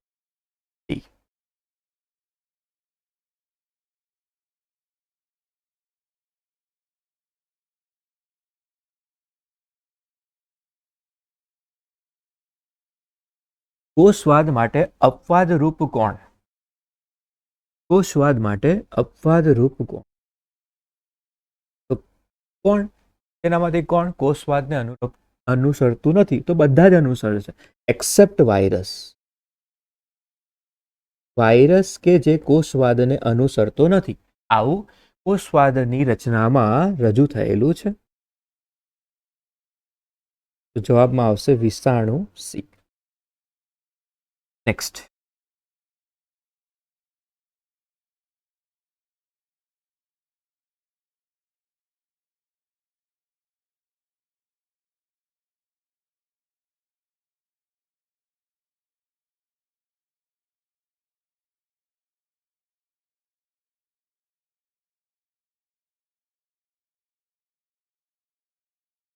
અહીં અંગિકાની માહિતી દર્શાવી છે 119માં.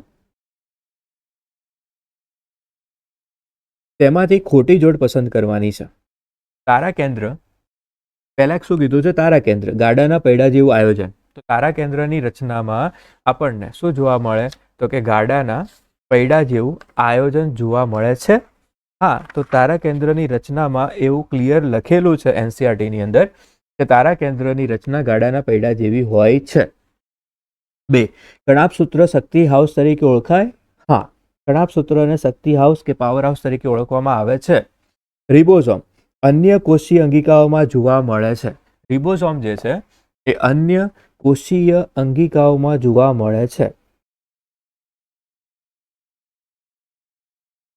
સાચું કે ખોટું? તો રિબોઝોમ અન્ય કોષીય અંગિકાઓમાં જોવા મળે છે. સાચું છે. અને છેલ્લે શું પૂછ્યું છે આપણને? શું કીધું છે? RER સ્ટીરોઇડલ અંતઃસ્રાવોનું સંશ્લેષણ કરે છે. પણ આરઈઆર જે છે એ તો બેટા રિબોઝોમની કણિકા ધરાવતું હોવાના કારણે આરઈઆર પ્રોટીનના સંશ્લેષણમાં ભાગ લે છે.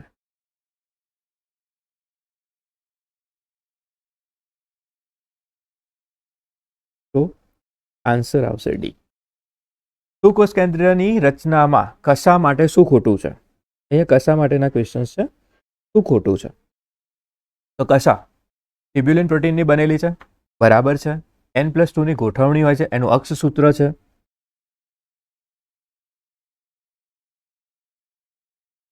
પરિઘીય સૂક્ષ્મ નલિકાની 9 જોડ આંતરકોષીય સેતુ દ્વારા જોડાયેલી હોય છે, આંતરદ્વિકીય સેતુ દ્વારા જોડાયેલી હોય છે. તો આ પણ સાચું છે, રાઈટ? આ પણ સાચું છે. ત્યારબાદ પરિઘીય સૂક્ષ્મ નલિકાની જોડ કેન્દ્રસ્થ આવરણ વડે ઘેરાયેલી હોય. તો અહીંયા ખોટું આપ્યું છે, અહીંયા વસ્તુને ઊંધી કરી દીધી. શું કહે છે કે કેન્દ્રસ્થ આવરણ વડે પરિઘીય નહીં પરંતુ કઈ ગોઠવાયેલી હોય? તો કે મધ્ય. તો અહીંયા જવાબમાં આવશે ડી ડેલી. 120 શું આવશે? D daily. અહીંયા પરિઘીયની જગ્યાએ જો કેન્દ્રસ્થ આપેલું હોત તો જવાબમાં શું આવત? કેન્દ્રસ્થ.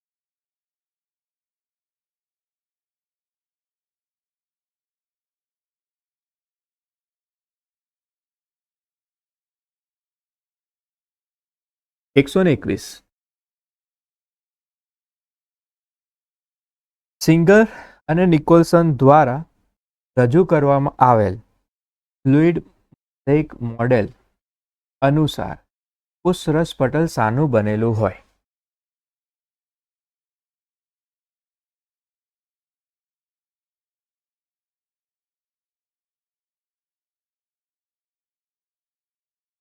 સિંગર અને નિકોલસન દ્વારા રજૂ કરવામાં આવેલું ફ્લુઇડ મોઝેઇક મોડેલ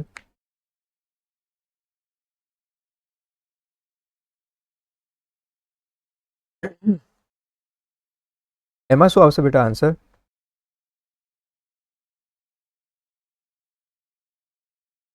તો જુઓ, કોષરસ પટલ શાનું બનેલું છે? સેલ્યુલોઝ, હેમિસેલ્યુલોઝ.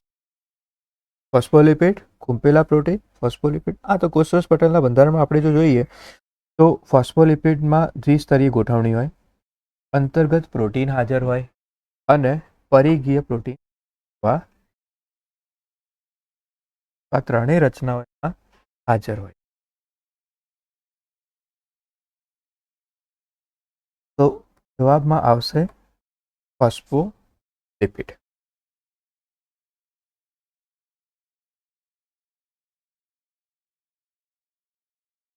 નેક્સ્ટ, આપેલ કોષ્ટકમાં યોગ્ય જોડ પસંદ કરો.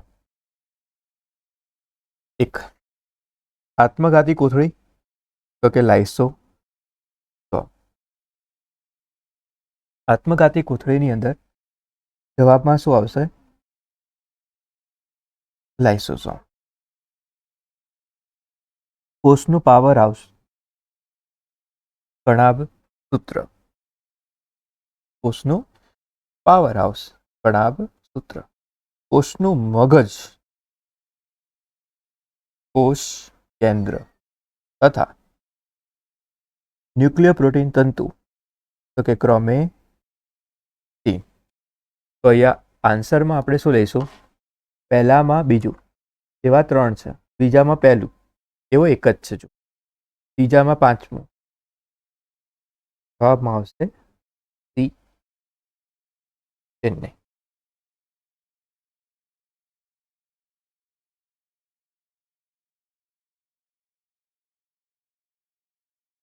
નીચેનામાંથી દરેક એ ફક્ત ગ્લુકોઝનું બનેલું છે સિવાય કે? નીચેનામાંથી દરેક, નીચે અહીંયા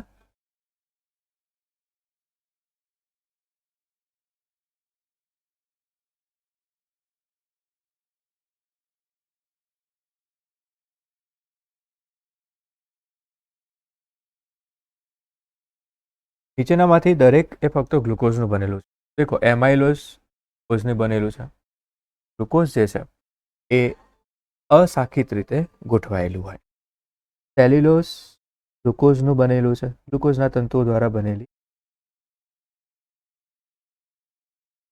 લેક્ટોઝ અને માલ્ટોઝ, માલ્ટોઝ પણ ગ્લુકોઝ દ્વારા બનેલું છે, માલ્ટોઝ પણ ગ્લુકોઝનું બનેલું છે, એટલે કે માલ્ટોઝ ડાયસેકેરાઇડ છે, બનેલી છે ગ્લુકોઝથી. લેક્ટોઝ જે છે, લેક્ટોઝ ડાયસેકેરાઇડ છે, બનેલી છે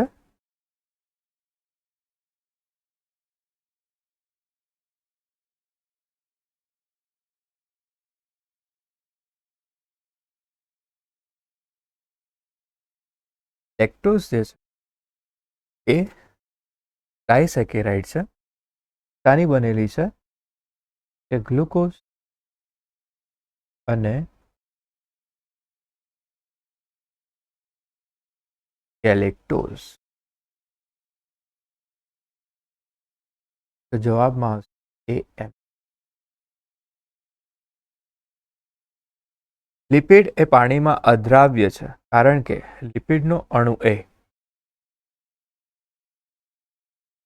લિપિડ એ પાણીમાં અદ્રાવ્ય છે કારણ કે લિપિડનો અણુ એ પાણીથી દૂર ભાગે, એટલે કહેવાય હાઇડ્રોફોબિક, જલ વિતરાગી. એને શું કહીશું? હાઇડ્રોફોબિક એટલે જલ વિતરાગી. નેક્સ્ટ 125.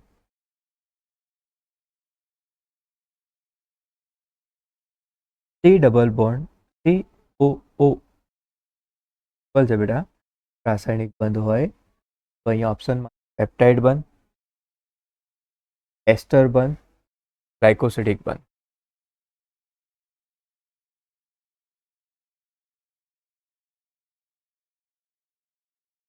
તો COO.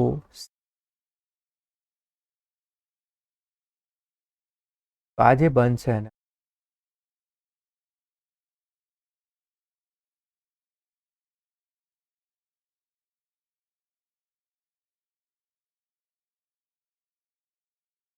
પેપ્ટાઇડ બંધ,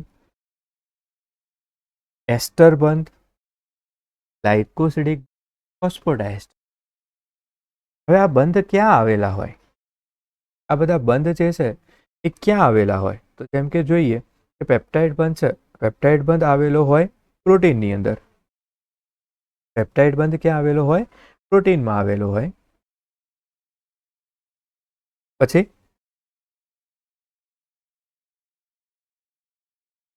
એસ્ટર બંધ એ ડીએનએના બંધારણમાં તથા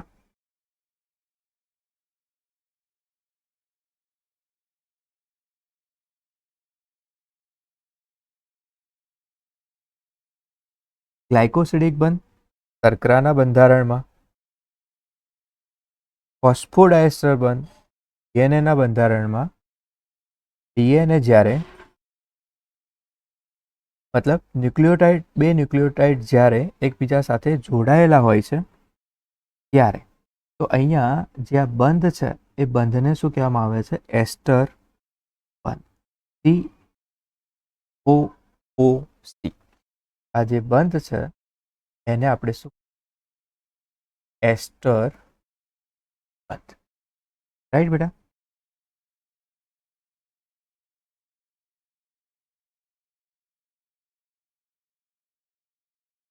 આગળ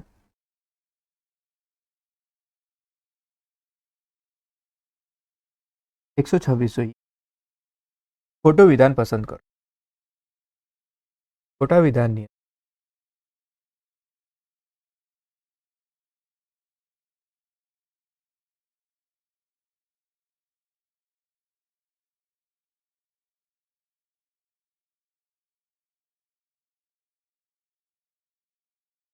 ગ્લાયસિન એ સરળ એમિનો એસિડ છે. સાચું કે ખોટું? તો ગ્લાયસિન એ સરળ એમિનો એસિડ છે. સાચું છે, કારણ કે એમાં ખાલી હાઇડ્રોજન સમૂહ જ ગોઠવાયેલો હોય. લિપિડ પોલિમર બનાવતું નથી. કરેક્ટ. લિપિડ જે છે પોલિમર બનાવતું નથી. રિબોઝ શર્કરા એ એટીપીમાં હાજર હોય છે. રિબોઝ શર્કરા એ એટીપીમાં હાજર હોય છે. હા, એડિનોસાઇન ટ્રાઇફોસ્ફેટ. બરાબર. રિબોઝ શર્કરા એટીપીમાં હાજર હોય છે. કયા સ્વરૂપમાં? એડિનોસાઇન એટીપી, જે આપણે શર્કરાની અંદર ભણી ગયા. નેક્સ્ટ, ઇન્સ્યુલિન એ હેટ્રોપોલિસેકેરાઇડ છે. તો ઇન્સ્યુલિન જે છે એ એકચ્યુઅલીમાં પોલીપેપ્ટાઇડ, મતલબ કે પ્રોટીનથી બનેલું છે. ઇન્સ્યુલિનના બંધારણમાં પેપ્ટાઇડ પ્રકારના અંતઃસ્રાવ હાજર હોય, એટલે કે પ્રોટીન હાજર હોય, જેના કારણે ઇન્સ્યુલિનની અંદર શું નહીં આવે? તો કે હેટ્રોપોલિસેકેરાઇડ નહીં આવે. ઇન્સ્યુલિન એ આવશે પોલીપેપ્ટાઇડ. દૂધમાં હાજર શર્કરા એ, દૂધમાં કઈ શર્કરા હાજર હોય છે? તો દૂધમાં લેક્ટોઝ શર્કરા હાજર હોય. શર્કરા લેક્ટોઝને આપણે દૂધ શર્કરા તરીકે ઓળખીએ છીએ, દૂધમાં હાજર હોય. ફ્રુક્ટોઝ એ ફળોના રસમાં હોય. ગ્લુકોઝ એ મોનોસેકેરાઇડ છે, એ આપણને સામાન્ય રીતે મળી આવતી હોય છે. સુક્રોઝ કે જે ડાયસેકેરાઇડ છે, વનસ્પતિમાં હાજર હોય. પ્લાન્ટ શર્કરા કહેવાય. લેક્ટોઝ જે દૂધમાં હાજર જોવા મળે છે. નેક્સ્ટ જોઈએ, નેક્સ્ટ ક્વેશ્ચન લઈએ.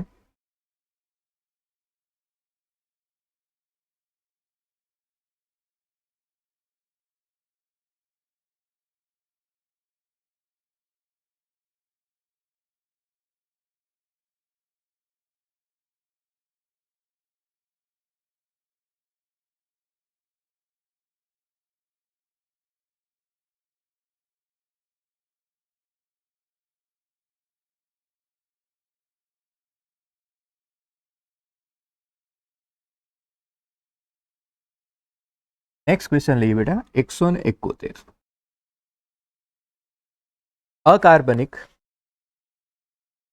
અકાર્બનિક સંયોજનોમાં જોવા મળે. અકાર્બનિક સંયોજનોમાં શું જોવા મળે? તો કે અકાર્બનિક સંયોજનોની અંદર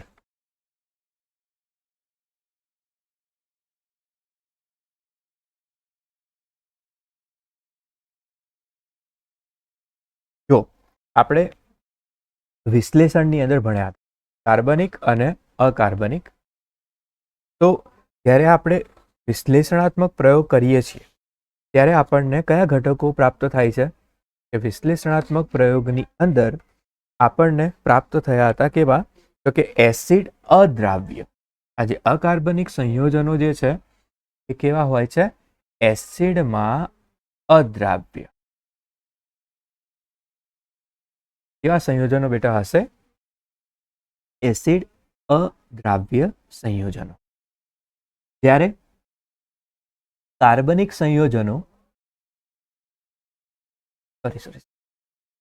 એસિડ દ્રાવ્ય સંયોજનોમાં આપણને શું જોવા મળશે? એસિડ દ્રાવ્ય સંયોજનોમાં અકાર્બનિક, જ્યારે એસિડ અદ્રાવ્ય કાર્બનિક પ્રાપ્ત થાય. કાર્બનિક સંયોજન છે એ આપણને શેમાંથી મળશે? કે એસિડમાં અદ્રાવ્ય હોય એવા. તો અકાર્બનિક સંયોજનોમાં જોવા મળતા અકાર્બનિક સંયોજનો જોવા મળે છે. તો અકાર્બનિક સંયોજનો શામાં જોવા મળે? તો એ એસિડ દ્રાવ્ય કે અદ્રાવ્ય? તો કે એસિડ અદ્રાવ્ય. શામાં જોવા મળશે? તો કે એસિડ અદ્રાવ્ય સંયોજનોમાં જોવા મળે છે. બરાબર. બીજું શું? કે અવશેષ. ક્લિયરલી લખ્યું છે બેટા એનસીઈઆરટીની લાઈનમાં કે એસિડ અદ્રાવ્ય હોય જેને અવશેષ અથવા એસિડ અદ્રાવ્ય ભાગ તરીકે ઓળખીએ. તો જવાબમાં શું આવશે? આન્સરમાં શું આવશે? ડી. બી અથવા એને આપણે એવું પણ લખી શકીએ બી અને સી. બરાબર. તો જવાબમાં આવશે ડી, દિલ્હી. ક્લિયર છે? આગળ જોઈએ 172.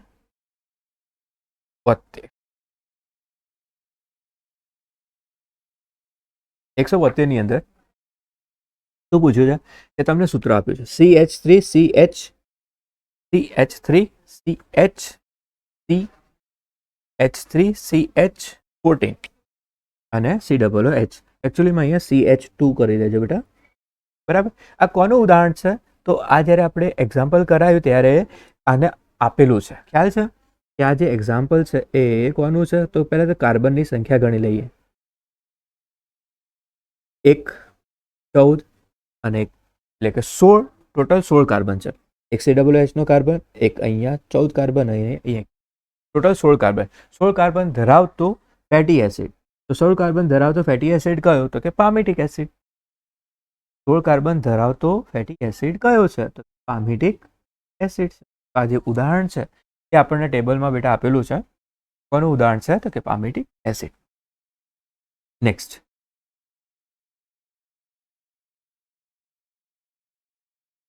તલના તેલ માટેનું વિધાન પસંદ કરો, એટલે ખોટું વિધાન પસંદ કરો. તલના તેલ માટે ખોટું વિધાન પસંદ કરો. તો તલ અને એનું તલ અને એનું તેલ. તો તલનું તેલ જે હોય એ શાની અંદર આપણે મૂકીએ છીએ બેટા? તલ તેલને આપણે શામાં ગણીએ છીએ?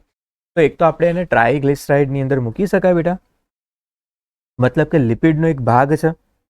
એમાં તલનું તેલ જે છે એનું એવું ટેક્સ્ટબુકમાં આપણને ક્લિયરલી લખેલું છે કે તેનું ગલનબિંદુ અપેક્ષા કરતાં નીચું હોય. તો તેલનું ગલનબિંદુ અપેક્ષા કરતાં કેવું હોય છે? નીચું હોય છે. એક તો સાચું થઈ ગયું આ તો વિધાન. શિયાળામાં પણ તે તેલ સ્વરૂપે હોય છે, તે પણ છે, એ પણ લખેલું છે કે શિયાળામાં તે તેલ સ્વરૂપે હોય. તે ફેટી એસિડ ધરાવે છે, તે ફેટી એસિડ ધરાવે છે. અને છેલ્લે તેમાં ગ્લિસરોલનો અભાવ હોય છે. તો તલ જે છે, તલનું તેલ જે છે એ આપણે શાની અંદર મૂકતા હોઈએ છીએ? તો એની અંદર જે ટ્રાયગ્લિસરાઇડ છે બેટા, એ ટ્રાયગ્લિસરાઇડમાં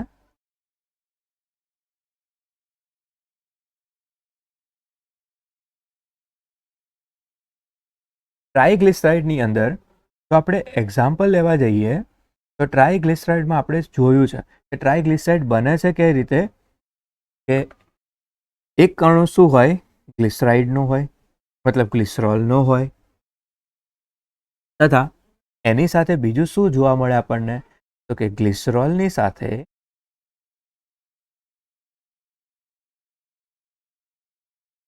ફેટી એસિડ.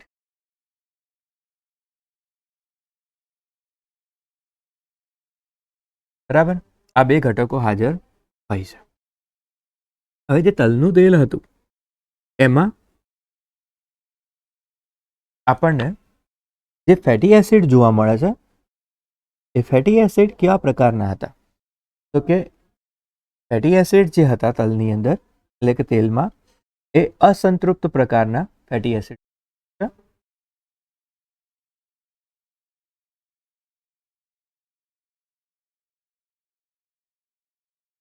બરાબર.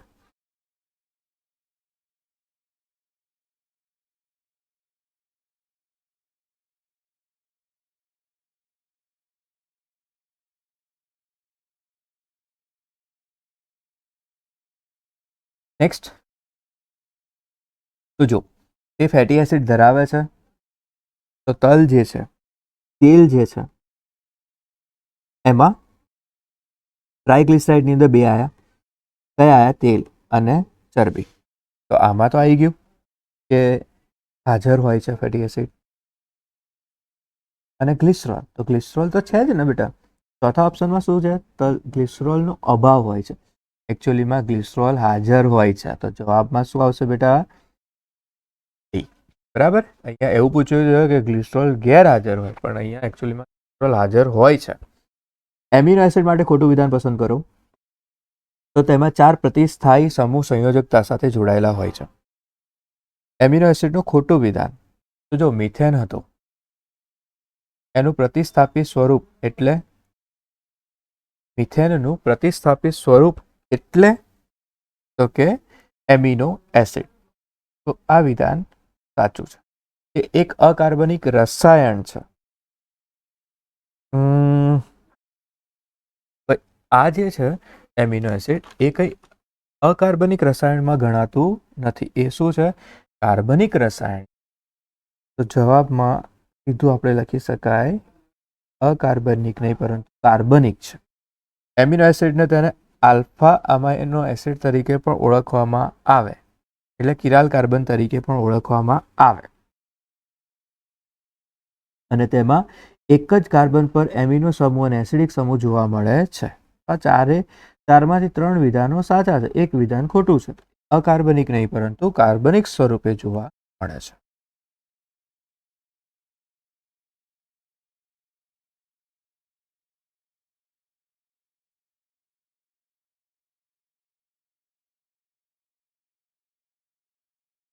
આગળ લઈએ. ટેબલમાંથી પૂછેલો છે ક્વેશ્ચન બેટા, કોષ્ટકમાંથી, કે આંતરકોષીય આધારક પદાર્થ તરીકે કોણ હોય છે? તો ટેબલમાં બેટા ક્લિયરલી આપેલું છે, જે પ્રોટીન વાળો ભાગ છે એમાં, કે આંતરકોષીય આધારક દ્રવ્ય તરીકે કોણ વર્તે છે? તો કે કોલાજન. સીધો આન્સર આપણે લખી શકીએ. ટ્રાઇગ્લિસરાઇડના અણુના બંધારણમાં, તો ટ્રાઇગ્લિસરાઇડ અહીંયા મેં તમને સમજાવી દીધું બેટા, ગ્લિસરોલ અને ફેટી એસિડ. તો ટ્રાઇગ્લિસરાઇડના અણુના બંધારણમાં ગ્લિસરોલના અણુ સાથે એક ગ્લિસરોલના અણુ સાથે 3 ફેટી એસિડના અણુ હોય.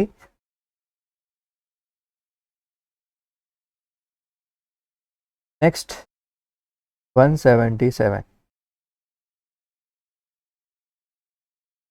કોઈપણ પોલીપેપ્ટાઇડ કે પ્રોટીનમાં એમિનો એસિડ વડે જોડાયેલા કયા બંધથી જોડાય? તો પેપ્ટાઇડ બંધથી, CONH સ્વરૂપ. અને આપણે શું કહીએ છીએ? Peptide bond. તો 2 એમિનો એસિડ એકબીજાની સાથે પેપ્ટાઇડ બંધથી જોડાયેલા હોય. ગ્લુકોઝમાંથી લેક્ટિક એસિડનું નિર્માણ થવું એટલે કે તે ચયાપચયક ચરણોમાં પૂર્ણ થાય છે, જેને ગ્લાયકોલિસિસ કહે છે. અહીંયા લેક્ટિક એસિડ નહીં બેટા, અહીંયા પાયરુવિક એસિડ આવશે.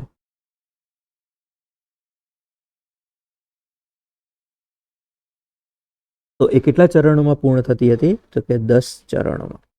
ગ્લાયકોલિસિસમાંથી પાયરુવિક એસિડનું નિર્માણ એ કેટલા ચરણોમાં થાય છે? તો કે 10 ચરણોમાં જોવા મળે, કારણ કે બહુચરણીય પ્રક્રિયા છે એટલા માટે. 179. અહીંયા બેટા રાસાયણિક પ્રક્રિયા છે. એ રાસાયણિક પ્રક્રિયા હું અહીંયા લખી દઉં છું ક્લિયર, એટલે આપણને ખ્યાલ આવે કે ઉત્સેચકની પ્રક્રિયા દર્શાવે છે. એ પ્રક્રિયામાં શું હતું? રાસાયણિક પ્રક્રિયા શું હતી બેટા? CO2 plus H2O H2O3 carbonic acid. હવે આ રાસાયણિક પ્રક્રિયા છે. પ્રક્રિયા કોષરસમાં ઉત્સેચકની હાજરીમાં કેટલા અણુઓ બનાવે છે? તો જો ઉત્સેચક હાજર હોય, તો જો ઉત્સેચક ગેરહાજર હોય તો 1 કલાકમાં 200 અણુ. 1 કલાકમાં 200 અણુ. પણ જો ઉત્સેચક હાજર હોય તો 1 સેકન્ડમાં 1,00,000 અણુઓ. 1 સેકન્ડમાં કાર્બનિક એસિડના 6,00,000 અણુઓ. એટલે આન્સર આવશે બી. અને લાસ્ટમાં ઉદ્દીપકીય ક્ષમતા બે ભિન્ન ઉત્સેચકોની શેનાથી તુલના કરી શકાય? તો ઉદ્દીપકોની ક્ષમતા એટલે ઉદ્દીપક એટલે કે ઉત્સેચક, એની ક્ષમતા કોના આધારે આપણે સરખાવી શકીએ? તો 2 જુદા જુદા ઉત્સેચક હોય તો આપણને જે ગ્રાફ મળે છે, 2 જુદા જુદા ઉત્સેચક હોય તો આપણને જે 2 ગ્રાફ મળે છે એમાં આપણને શું મળતું હતું? Km મૂલ્ય. તો જો પ્રક્રિયા બદલાય એમ Km નું મૂલ્ય પણ શું થાય છે બેટા? બદલાતું હોય. તો આપણે સરખામણી કરવી હોય તો કોના આધારે કરી શકીએ? Km મૂલ્યને આધારે. ઉદ્દીપકીય પ્રક્રિયામાં 2 ઉત્સેચકોની શેનાથી તુલના કરી શકાય? તો નિપજના પ્રમાણથી ના હોય, pH ના મૂલ્યથી પણ ન હોય, અને ઉત્સેચકનો આણ્વીય દળ પણ અહીંયા. તો આન્સરમાં આવશે શું? સી કે નહીં, Km નું. તો આ થશે બેટા ચેપ્ટર નંબર 8 અને ચેપ્ટર નંબર 9 ક્વેશ્ચન્સ. તો આગળ 136 નંબરના ક્વેશ્ચનથી પ્રકરણ શ્વાસોશ્વાસવાળું જે છે એનું સોલ્યુશન આપણે મેગા ટેસ્ટનું મેળવીશું. ક્વેશ્ચન 136માં ક્વેશ્ચન એવો છે કે દબાણપૂર્વક થતી ઉચ્છ્વાસની ક્રિયામાં સક્રિય રીતે કયા સ્નાયુનું સંકોચન સંકળાયેલ છે? તો અહીંયા ઉરોદર પટલ અને બાહ્ય આંતરપાર્શ્વિક સ્નાયુ એ બંને તો સામાન્યમાં સંકળાય જ છે, પણ વિશિષ્ટ રીતે જ્યારે તમે દોડતા હો અથવા કોઈ એક્ટિવિટી કરતા હો અને એ દરમિયાન જે દબાણપૂર્વક ઉચ્છ્વાસ થાય છે એમાં ઉદરના સ્નાયુ એટલે કે પેટના સ્નાયુ સક્રિય રીતે સંકોચન સંકળાયેલ હોય છે એનું. તો 136માં જવાબ આવશે સી. 137માં O2 અને CO2ની આપલેમાં શેનો ઉપયોગ કરે છે? અળસિયા. અથવા અળસિયા O2 અને CO2ની આપલેમાં શેનો ઉપયોગ કરે છે? તો અહીંયા એના ઓપ્શન જોઈએ. તો ઓપ્શનના અંદર લખ્યું છે કે સમગ્ર સપાટીથી O2 CO2ની આપલે કરે, તો આ જવાબ નહીં આવે.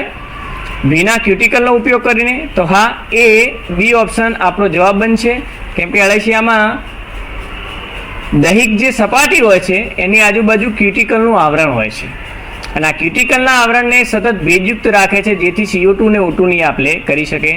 શ્વાસનલિકા અને જ્યોતકોષો એ એમાં આન્સર નહીં આવે. 138માં વાત કરીએ તો કીટકો શેના દ્વારા વાતાવરણની હવાનું શરીરમાં વહન કરે છે?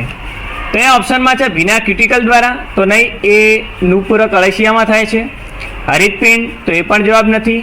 શ્વાસનલિકા, તો હા અહીંયા શ્વાસનલિકા જવાબ આવશે, કેમ કે કીટકો શ્વસન છિદ્રો દ્વારા બહારના વાતાવરણમાંથી હવાનું શ્વાસનલિકા દ્વારા અંદર વહન કરાવે છે. તો અહીંયા 138માં જવાબ શ્વાસનલિકા આવે છે. 139માં કેટલીક ખાલી જગ્યાઓ છે જેનો આપણે જવાબ આપવાનો છે કે પૃષ્ઠવંશીઓમાં મત્સ્ય એક્સનો ઉપયોગ કરે છે, સરીસૃપો પક્ષીઓ સસ્તનો વાયનો ઉપયોગ કરે છે, જ્યારે દેડકા જેવા ઉભયજીવીઓ ઝેડનો ઉપયોગ કરે છે અને શ્વસન કરે છે. તો અહીંયા એક્સ વાય અને ઝેડમાં અનુક્રમે શું આવી શકે? તો તમને ખ્યાલ છે એમ કે મત્સ્યો છે એ ઝાલરોનો ઉપયોગ કરશે, પક્ષીઓ સરીસૃપ એ ફેફસાનો ઉપયોગ કરે છે, જ્યારે દેડકા જેવા જે સજીવો છે ભીની ત્વચાનો ઉપયોગ કરે છે. એટલે અહીંયા 139માં જવાબ બી આવે છે. 140માં શ્વાસ માટેની ક્વેશ્ચન છે. 140માં શ્વાસ માટે ક્રમશઃ ક્રિયાઓ જણાવો. તો તમને મિત્રો ખ્યાલ છે એમ શ્વાસના તબક્કાઓ આપણે જોઈ ગયા છીએ અને શ્વાસના તબક્કામાં સૌ પ્રથમ બાહ્ય આંતરપાંસળી સ્નાયુ અને ઉરોદર પટલનું સંકોચન થાય. તો કે અહીંયા બાહ્ય આંતરપાંસળી સ્નાયુ વિશે આપેલું છે, એટલે એવો ઓપ્શન શોધવાનો છે કે જેમાં 3 આવે. 3ના અંદર 2 ઓપ્શન છે સી અને ડી. બીજો ઓપ્શન છે કે બાહ્ય આંતરપાંસળી સ્નાયુનું સંકોચન જ્યારે પણ થાય છે એટલે ઉરસીય ગુહાના કદમાં વધારો થાય છે, અને ઉરસીય ગુહાના કદમાં વધારો એ ઓપ્શન 4માં આપેલ છે. એટલે આપણે અહીંયા જવાબ ડી આવશે. ડી ઓપ્શન આપણો સાચો જવાબ છે. તો અહીંયા પહેલાં શું થાય છે? તો બાહ્ય આંતરપાંસળી સ્નાયુનું સંકોચન થાય છે, ઉરસના કદમાં વૃદ્ધિ થાય, જેના કારણે ફેફસાના કદમાં પણ વૃદ્ધિ થાય છે, જેના કારણે આંતરફૂફૂસીય દબાણ એટલે કે ફેફસાના અંદર રહેલી હવાનું દબાણમાં ઘટાડો થાય છે. પરિણામે બહારની હવા ફેફસામાં દાખલ થાય છે. ક્વેશ્ચન 141 જોઈએ. 141માં લખ્યું છે કે મહત્તમ શ્વાસ ક્રિયા પછી ઉચ્છ્વાસમાં મહત્તમ હવાનું કદ બહાર કાઢવામાં આવે છે, અને મહત્તમ હવાનું કદ બહાર કાઢવું એટલે એક્સપાયરેટરી રિઝર્વ વોલ્યુમ અહીંયા થાય.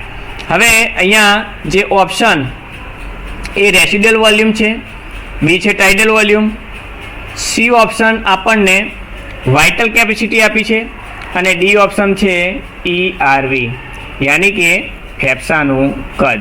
તો અહીંયા જવાબ આપણને 141માં ડી મળશે. વાત કરીએ ક્વેશ્ચન 142ની. તો IRV PV plus ERV is equal two શું થાય?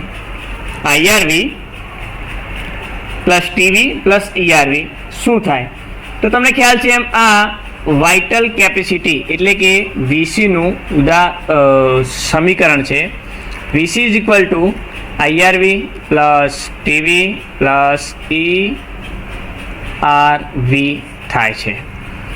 આગળ વાત કરીએ તો ક્વેશ્ચન 143માં ઉચ્છ્વાસની ક્રિયા દબાણપૂર્વક કરવા છતાં પણ 1200 mlની હવા હંમેશા ફેફસામાં રહે છે, તેને શું કહેવાય?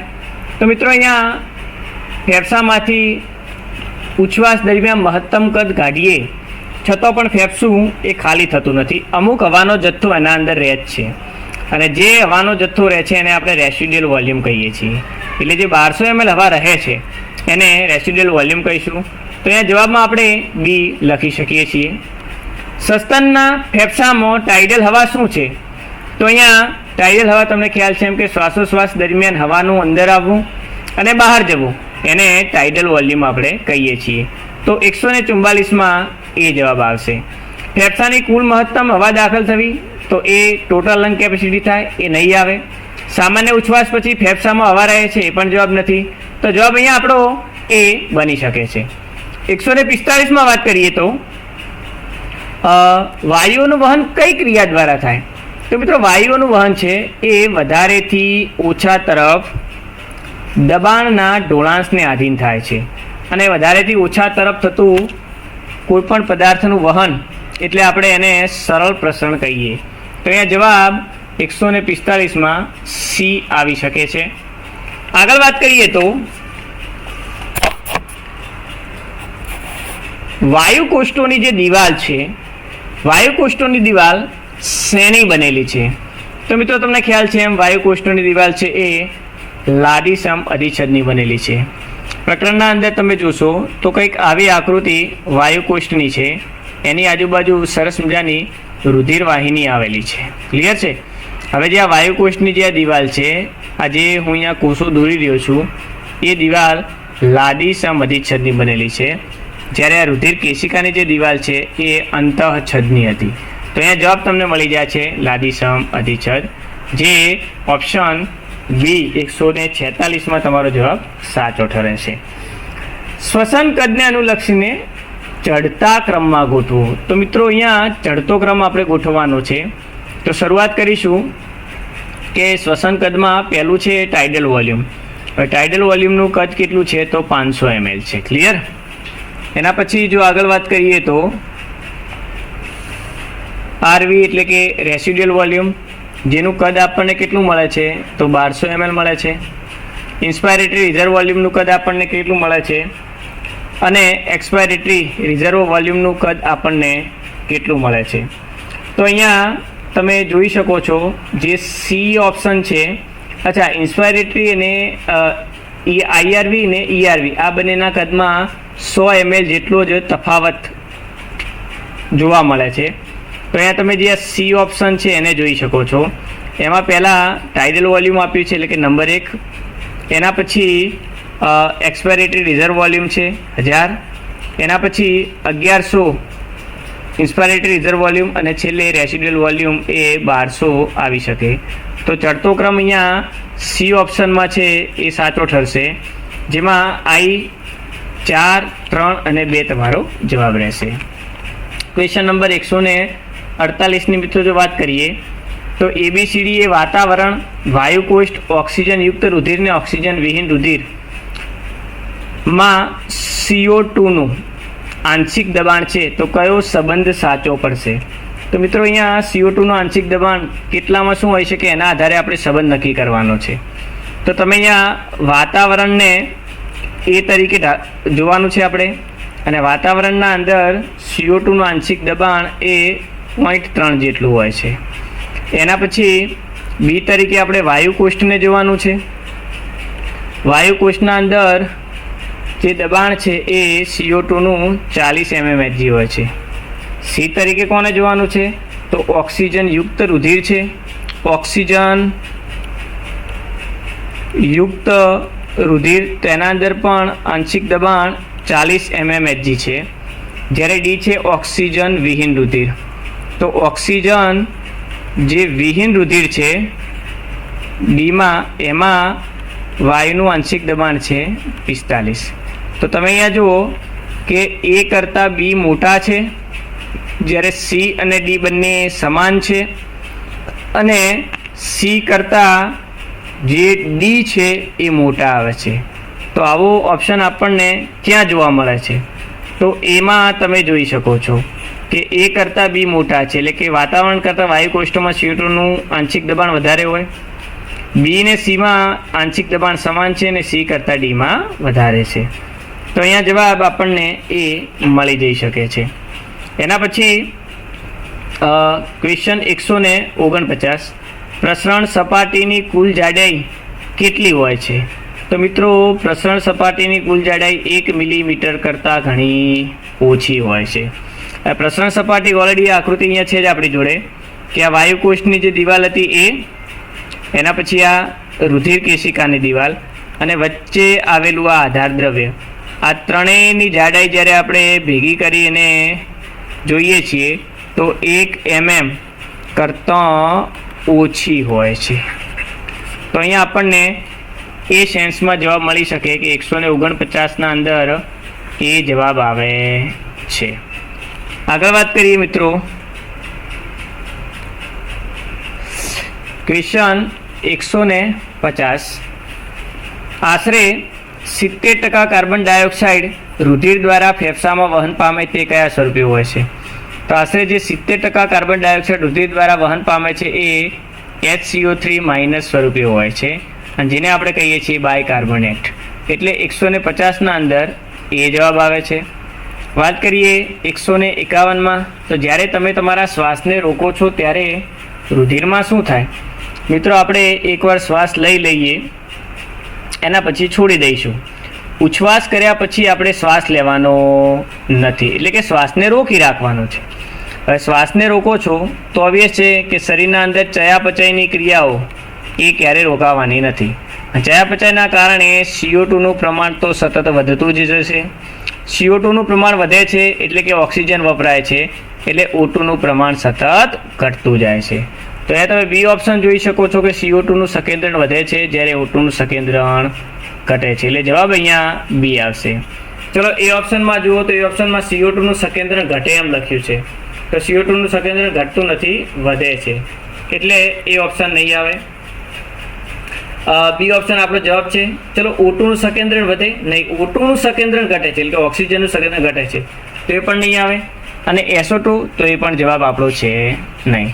તો અહીં આપણને 151ના અંદર જવાબ મળી ગયો છે, અને એ જવાબ છે એ. આગળ આપણે વાત કરીએ તો 152માં શું આવે છે? તો રુધિરનું pH ઘટવાથી શું થશે? હવે રુધિરનું pH ઘટે છે મિત્રો, હંમેશા યાદ રાખો, સંબંધ છે કે H+ની સાંદ્રતા જેટલી વધશે એટલી pH છે એ ઘટશે. અહીંયા pH તમને ઘટાડો આપી દીધો છે, એનો મતલબ એ છે કે હાઇડ્રોજન આયનની સાંદ્રતા વધી છે. હવે તમને ખ્યાલ છે એમ કે પ્રેશર ઓફ CO2, હાઇડ્રોજન આયનની સાંદ્રતા અને તાપમાન, આ ત્રણેય ફેક્ટર જ્યારે વધે છે ત્યારે ઓક્સિજનનું HB સાથેનું જોડાણ ઘટે છે. એટલે અહીંયા ઓપ્શન એ તમે જોઈ શકો છો કે ઓક્સિજન સાથે હિમોગ્લોબિન જોડાણ ક્ષમતા ઘટે છે. તો અહીંયા 152ના અંદર જવાબ એ આવી શકે છે. એના સિવાયના જવાબ મેચ થતા નથી. 153માં જુઓ, તો શ્વાસ દરમિયાન થતી સાચી પ્રક્રિયાને પસંદ કરો.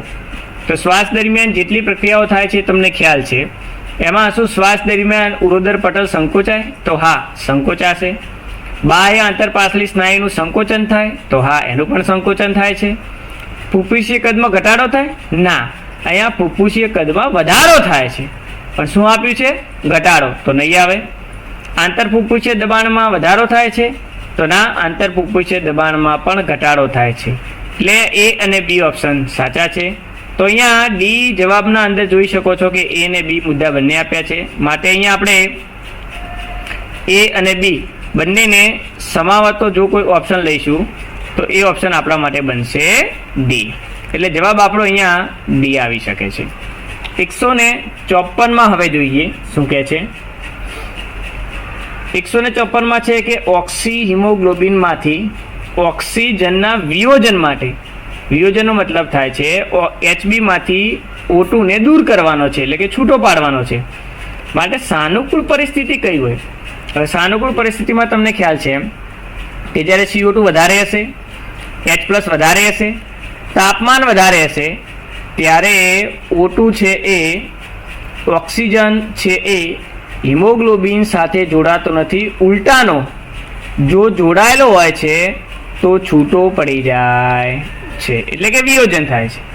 તો એવો ઓપ્શન અહીંયા આપણને એ દેખાઈ રહ્યો છે કે પેશીઓમાં PO2 નીચું હોય, PCO2 વધારે હોય, H+ ની સાંદ્રતા વધારે હોય અને તાપમાન વધારે હોય. તો હા, અહીંયા જવાબ એ આવશે. બીજા ઓપ્શનમાં PO2 નીચું, PCO2 નીચું, તો આ જવાબ નહીં આવી શકે. પેશીઓમાં PO2 ઊંચું, તો આ પણ જવાબ નહીં આવી શકે. પેશીઓમાં PO2 નીચું, CO2 નીચું, તો આ પણ જવાબ નહીં આવે. તો અહીંયા જવાબ આવશે એ. તો પેશીઓમાં PO2, PCO2, H+ આયન સાંદ્રતા અને તાપમાન એ જો વધારે હોય તો ઓક્સી હિમોગ્લોબિનમાંથી ઓક્સિજન વિયોજન પામી જાય છે, એટલે કે છૂટું પડે છે. આગળ વાત કરીએ તો 155માં છે કે પ્રત્યેક 100 મિલી ઓક્સિજન વિહીન રુધિર દ્વારા વાયુ કોષ્ઠોમાં લગભગ ખાલી જગ્યા મિલી CO2 મુક્ત થાય છે. તો અહીંયા ઓપ્શન બી તમારો સાચો જવાબ આવશે, કેમ કે 4 મિલી ઓક્સિજન વિહીન રુધિર વાયુ કોષ્ઠોમાં લગભગ 4 મિલી CO2 મુક્ત કરે છે. 156માં ક્વેશ્ચનમાં છે મગજ કેન્દ્રો શ્વસન કેન્દ્રો મગજના કયા ભાગમાં આવેલા છે, અથવા શ્વસન કેન્દ્રો મગજમાં ક્યાં આવેલા છે. તો મિત્રો તમને ખ્યાલ છે એમ શ્વસન કેન્દ્રો સાથે સંકળાયેલ મગજનો ભાગ એ છે લંબ મજ્જા. તો અહીંયા જવાબ આવશે 156ના અંદર એ લંબ મજ્જા. કઈ પરિસ્થિતિ દરમિયાન શ્વસન કેન્દ્રો ઉત્તેજિત થાય છે. મિત્રો 157મો ક્વેશ્ચન છે કે કઈ પરિસ્થિતિ દરમિયાન શ્વસન કેન્દ્રો ઉત્તેજિત થાય છે. તો ચાલો એને ઓપ્શનમાં આપણે જોઈએ શું કહે છે. શીરામાં CO2 ની સાંદ્રતા વધારાથી, મિત્રો તમને ખ્યાલ છે એમ કે જે CO2 છે એ શીરાઓમાં ઓલવેઝ વધારે જ હોય, શીરાઓમાં વધારે હોય, પણ ધમનીમાં O2 વધારે હોય છે. ક્લિયર છે પોઈન્ટ. તો અહીંયા શીરામાં CO2 વધે તો એનાથી કોઈ ફરક નહીં પડે, કેમ કે શીરામાં CO2 વધવાનો મતલબ છે એ ફેફસા તરફ જાય છે અને CO2 નો નિકાલ કરી નાખશે. ચલો બી ઓપ્શન તરફ જઈએ આગળ. ધમનીમાં O2 ની સાંદ્રતાના વધારાથી, તો મિત્રો O2 શ્વસન છિદ્રોને ઉત્તેજનમાં કોઈ ભાગ ભજવતું નથી, CO2 જ ભજવે છે, તો એ પણ નહીં આવે. શીરામાં O2 ની સાંદ્રતા, તો ફરીથી O2 કોઈ ભાગ ભજવતું, તો પણ એ નહીં આવે. ડી ઓપ્શનમાં તમે જોઈ શકો છો કે ધમનીમાં જ્યારે CO2 ની સાંદ્રતા વધે ત્યારે શ્વસન કેન્દ્ર શું થશે, ઉત્તેજિત થશે. એટલે 157માં જવાબ આવશે ડી. કેમ આવું થયું, તો કે ધમનીમાં O2 હોવો જોઈએ પણ વધારે છે CO2, મતલબ CO2 શરીરમાંથી બહાર નીકળતો નથી, મતલબ શ્વસન કેન્દ્રો ઉત્તેજિત થશે અને CO2 ને બહાર કાઢવાનો પ્રયત્ન કરશે. ક્લિયર. 158મો ક્વેશ્ચન છે કે 30 mmHg ઓક્સિજનના આંશિક દબાણે O2 ની HB એટલે કે હિમોગ્લોબિન સાથેની સંતૃપ્તિ ટકાવારી કેટલી હોય. તો મિત્રો એ 60 હોય છે, દરેકને આપણને ખ્યાલ છે. કયા રોગમાં ફાઇબ્રોસિસ થાય છે. તો વ્યવસાય પ્રેરિત રોગના અંદર ફાઇબ્રોસિસ થાય છે. તો 159ના અંદર જવાબ આવશે સી. તમને ખ્યાલ છે એમ કે વ્યવસાય પ્રેરિત રોગના અંદર ધૂળના રજકણો જ્યારે શ્વાસ પેશીમાં જાય તો તંતુ ઘટક નામની જે પેશી છે એને નુકસાન થાય છે, અને તંતુ ઘટક પેશીના અંદર થતું જે પણ નુકસાન છે એ ફાઇબ્રોસિસ પ્રેરે છે, એટલે કે તંતુ ઘટક પેશીમાં વધારો પ્રેરે છે, જેને આપણે ફાઇબ્રોસિસ કહીશું. તો અહીંયા 159માં જવાબ તમને મળી જાય છે. એ જવાબ છે સી. વાત કરીએ હવે 160 નંબરનો ક્વેશ્ચન. દર્દીના રુધિરનું પરીક્ષણ કરતા રુધિરમાં કાર્બોક્સી હિમોગ્લોબિન વધારે માત્રામાં જોવા મળે છે. તે માટે જવાબદાર બાબત કઈ? તો મિત્રો તમને ખ્યાલ છે કે કોઈ દર્દીમાં જો કાર્બોક્સી હિમોગ્લોબિન વધારે હોય તો એનો મતલબ કે એના અંદર કાર્બન ડાયોક્સાઇડ બહાર નીકળતો નથી. તો વાયુ કાર્બન ડાયોક્સાઇડ એના માટે જવાબદાર છે. હવાનું પ્રદૂષણ એમ્ફીસેમામાં પરિણમે છે, બરોબર. તો નીચેનામાંથી શું સાચું હોઈ શકે એમ્ફીસેમા માટે? તો ઓપ્શન એ છે વાયુ કોટરો. વાયુ કોષ્ઠોને દીર્ઘકાલીન નુકસાનથી શ્વસન સપાટીમાં અસામાન્ય ઘટાડો થાય. તો મિત્રો આ બરોબર છે, એ ઓપ્શન આપણો જવાબ સાચો છે. તો 161માં એ આવી શકે. તો શ્વાસ વાહિનીઓ અને સૂક્ષ્મ શ્વાસ વાહિનીઓ સપાટી પરના કોષ્ઠોને કાયમી નુકસાન, તો એ નથી આવતું. શ્વાસ વાહિની દિવાલોમાં એલર્જી, એ પણ નથી આવતું. ફેફસામાં કોઈ પણ સ્નાયુને ઈજા પહોંચે, એ પણ નથી આવતું. એટલે જવાબ 161ના અંદર એ આવે છે. આગળ હવે વાત કરીએ તો 162 ક્વેશ્ચનમાં જોડકા જોડો કોલમ જોડવાની છે. તો કોલમના અંદર પહેલા છે ફેફસાના વાયુ કોષ્ઠોનું પ્રેશર ઓફ O2 કેટલો છે. તો હવે ફેફસાના વાયુ કોષ્ઠોમાં તમને ખ્યાલ છે મિત્રો કે જે ફેફસાનું વાયુ કોષ્ઠ છે, ઓક્સિજન એમાં 104 હોય છે. વાતાવરણની હવામાં ઓક્સિજન કેટલું હશે? તો વાતાવરણની જે હવા છે એના અંદર ઓક્સિજન 159 હોય છે. ઓક્સિજન વિહીન રુધિરમાં કેટલું ઓક્સિજન હોય છે? તો ઓક્સિજન વિહીન રુધિરના અંદર 40, જ્યારે ઓક્સિજન યુક્ત રુધિરમાં 95 આવે છે. તો એવો કોઈ ઓપ્શન ખરો કે જેના અંદર આપણે જે જોડકા જોડ્યા છે એવો ઓપ્શનને બંધ બેસતું થતું હોય? તો ઓપ્શનમાં તમને અહીંયા દેખાય છે સી ઓપ્શન એક એવો ઓપ્શન છે કે જેના અંદર બંધ બેસતું થાય છે. પહેલામાં છે 3, બીજામાં બી છે એમાં 4 આવશે, સીમાં 1 અને ડીમાં 2. તો અહીંયા સી જવાબ તમારો 162માં બને છે. 163 તરફ હવે જઈએ. 163 તરફ છે પેશીઓ પાસે ઓક્સી હિમોગ્લોબિનમાંથી ઓક્સિજનનું વિયોજન થાય છે. વિધાન છે કારણ પેશીઓમાં નીચું PO2 હોય, ઊંચું PCO2 હોય, H+ની સાંદ્રતા ઊંચી હોય અને તાપમાન ઊંચું હોય છે. તો મિત્રો અહીંયા પેશીઓ પાસે ઓક્સી હિમોગ્લોબિનમાંથી ઓક્સિજન વિયોજન પામે એ વિધાન સાચું છે અને કારણ પણ સાચું છે. અને વિયોજન કેમ પામે છે? તો પેશીઓમાં આ 3 વસ્તુ એટલે કે ઓક્સિજન નીચું હોવાથી, CO2 ઊંચું હોવાથી, H+ ઊંચું હોવાથી, તાપમાન ઊંચું હોવાથી ઓક્સિજનનું હિમોગ્લોબિનથી વિયોજન થાય છે. તો અહીંયા એ ઓપ્શન તમારો જવાબ બનશે કે એ અને આર બંને સાચા છે. આર એ એની સમજૂતી છે. તો અહીંયા જવાબ એ ઓપ્શન તમારો આવશે. શેમાં? 163માં.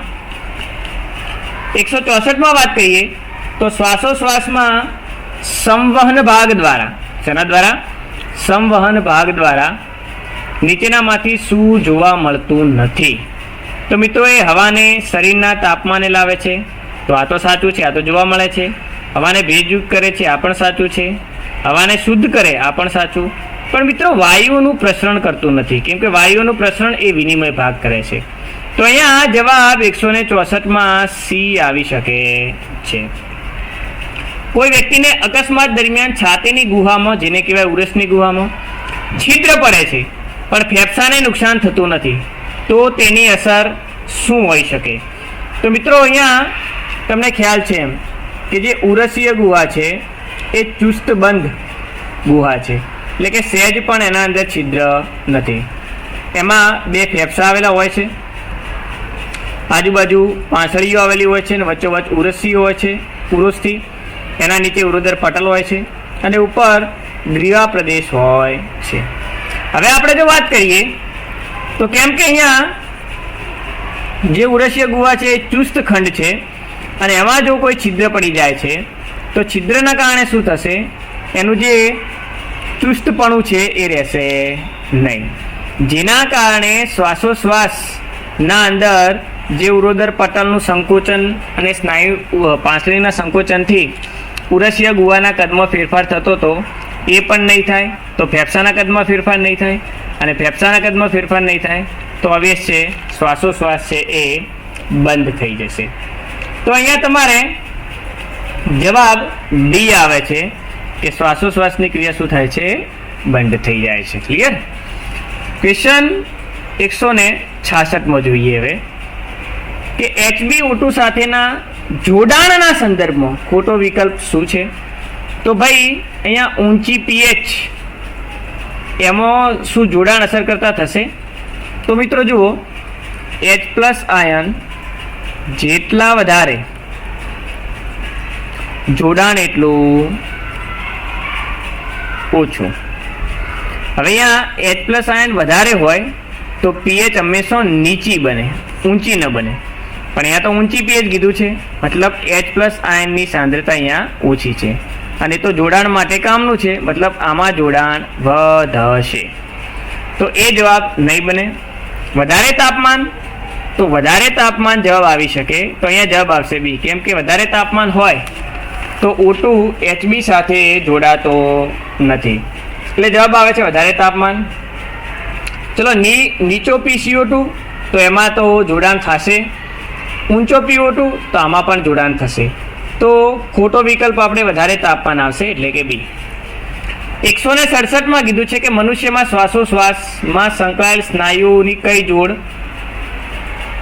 મનુષ્યમાં સામાન્ય શ્વાસોશ્વાસમાં સંકળાયેલ સ્નાયુઓની જોડી કઈ છે? તો સિમ્પલ છે, બાહ્ય અને આંતરપાછલી સ્નાયુ. ચલો બીજા ઓપ્શન જોઈએ. બીજા ઓપ્શન શું કહે છે? બી ઓપ્શન ઉરોદર પટલ ને ઉદરના સ્નાયુ. સી ઉરોદર પટલ ને બાહ્ય આંતરપાછલી સ્નાયુ. તો અહીંયા જવાબ સી આવી શકશે, કેમ કે ઉરોદર પટલ અને બાહ્ય આંતરપાછલી સ્નાયુ એ બંને સાચી જોડ છે, એટલે જવાબ સી. 168 એમ્ફીસેમા શ્વસન તંત્રની અનિયમિતતાના રોગનું પ્રમાણ ધૂમ્રપાન કરતા વ્યક્તિઓમાં વધુ હોય. આવા સંજોગોમાં શું થાય? મતલબ એમ્ફીસેમામાં સાઈડ અસર એની શું છે? તો અહીંયા જવાબ આવશે બી, કેમ કે વાયુકોષ્ઠોની દિવાલને નુકસાન થાય છે. શ્વાસવાહિની કે કોષરસ પટલ, શ્વસન સ્નાયુનું નુકસાન, એ જવાબ નહીં આવે. તો અહીંયા 168 બી જવાબ આવે છે. 169 ક્વેશ્ચન, શ્વસન કદ શ્વસન ક્ષમતાના સંબંધમાં યોગ્ય વિકલ્પ પસંદ કરો.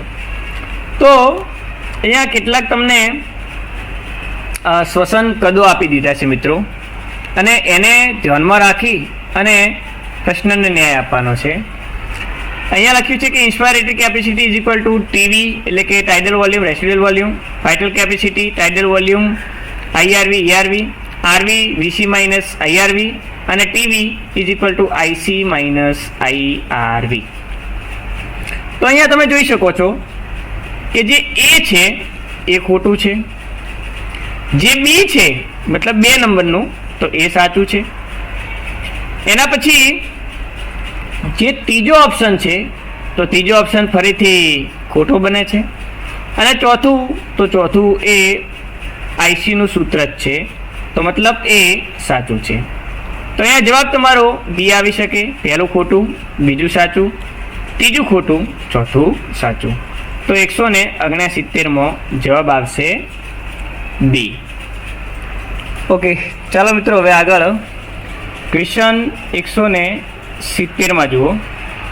તો જોડકા જોડી આપવાના છે. અહીંયા અળસિયું, સ્થળીય સંધિપાત, મત્સ્ય અને પક્ષીય સરીસૃપ આપ્યું છે. સામે એનું અનુસંધાને કોલમ બી છે, એને આપણે જોડવાનું છે. તો અહીંયા અળસિયું છે, તો અળસિયું શું ધરાવી શકે શ્વસનાંગ તરીકે? તો અળસિયામાં ભ્યુનું ક્યુટિકલ આવશે જવાબ. સ્થળીય સંધિપાતના અંદર વાહિનીમય કોથળીઓ આવશે, મત્સ્યમાં ઝાલરો આવશે, અને પક્ષીય સરીસૃપના અંદર ફેફસા આવશે. તો એવો કોઈ ઓપ્શન ખરો કે જેના અંદર આ જોડકું જોડાય છે? તો હા, બી ઓપ્શન એક એવો ઓપ્શન છે કે જેના અંદર એ 1 સાથે, બી 4 સાથે, સી 2 સાથે અને ડી 3 સાથે જોડી શકાય છે.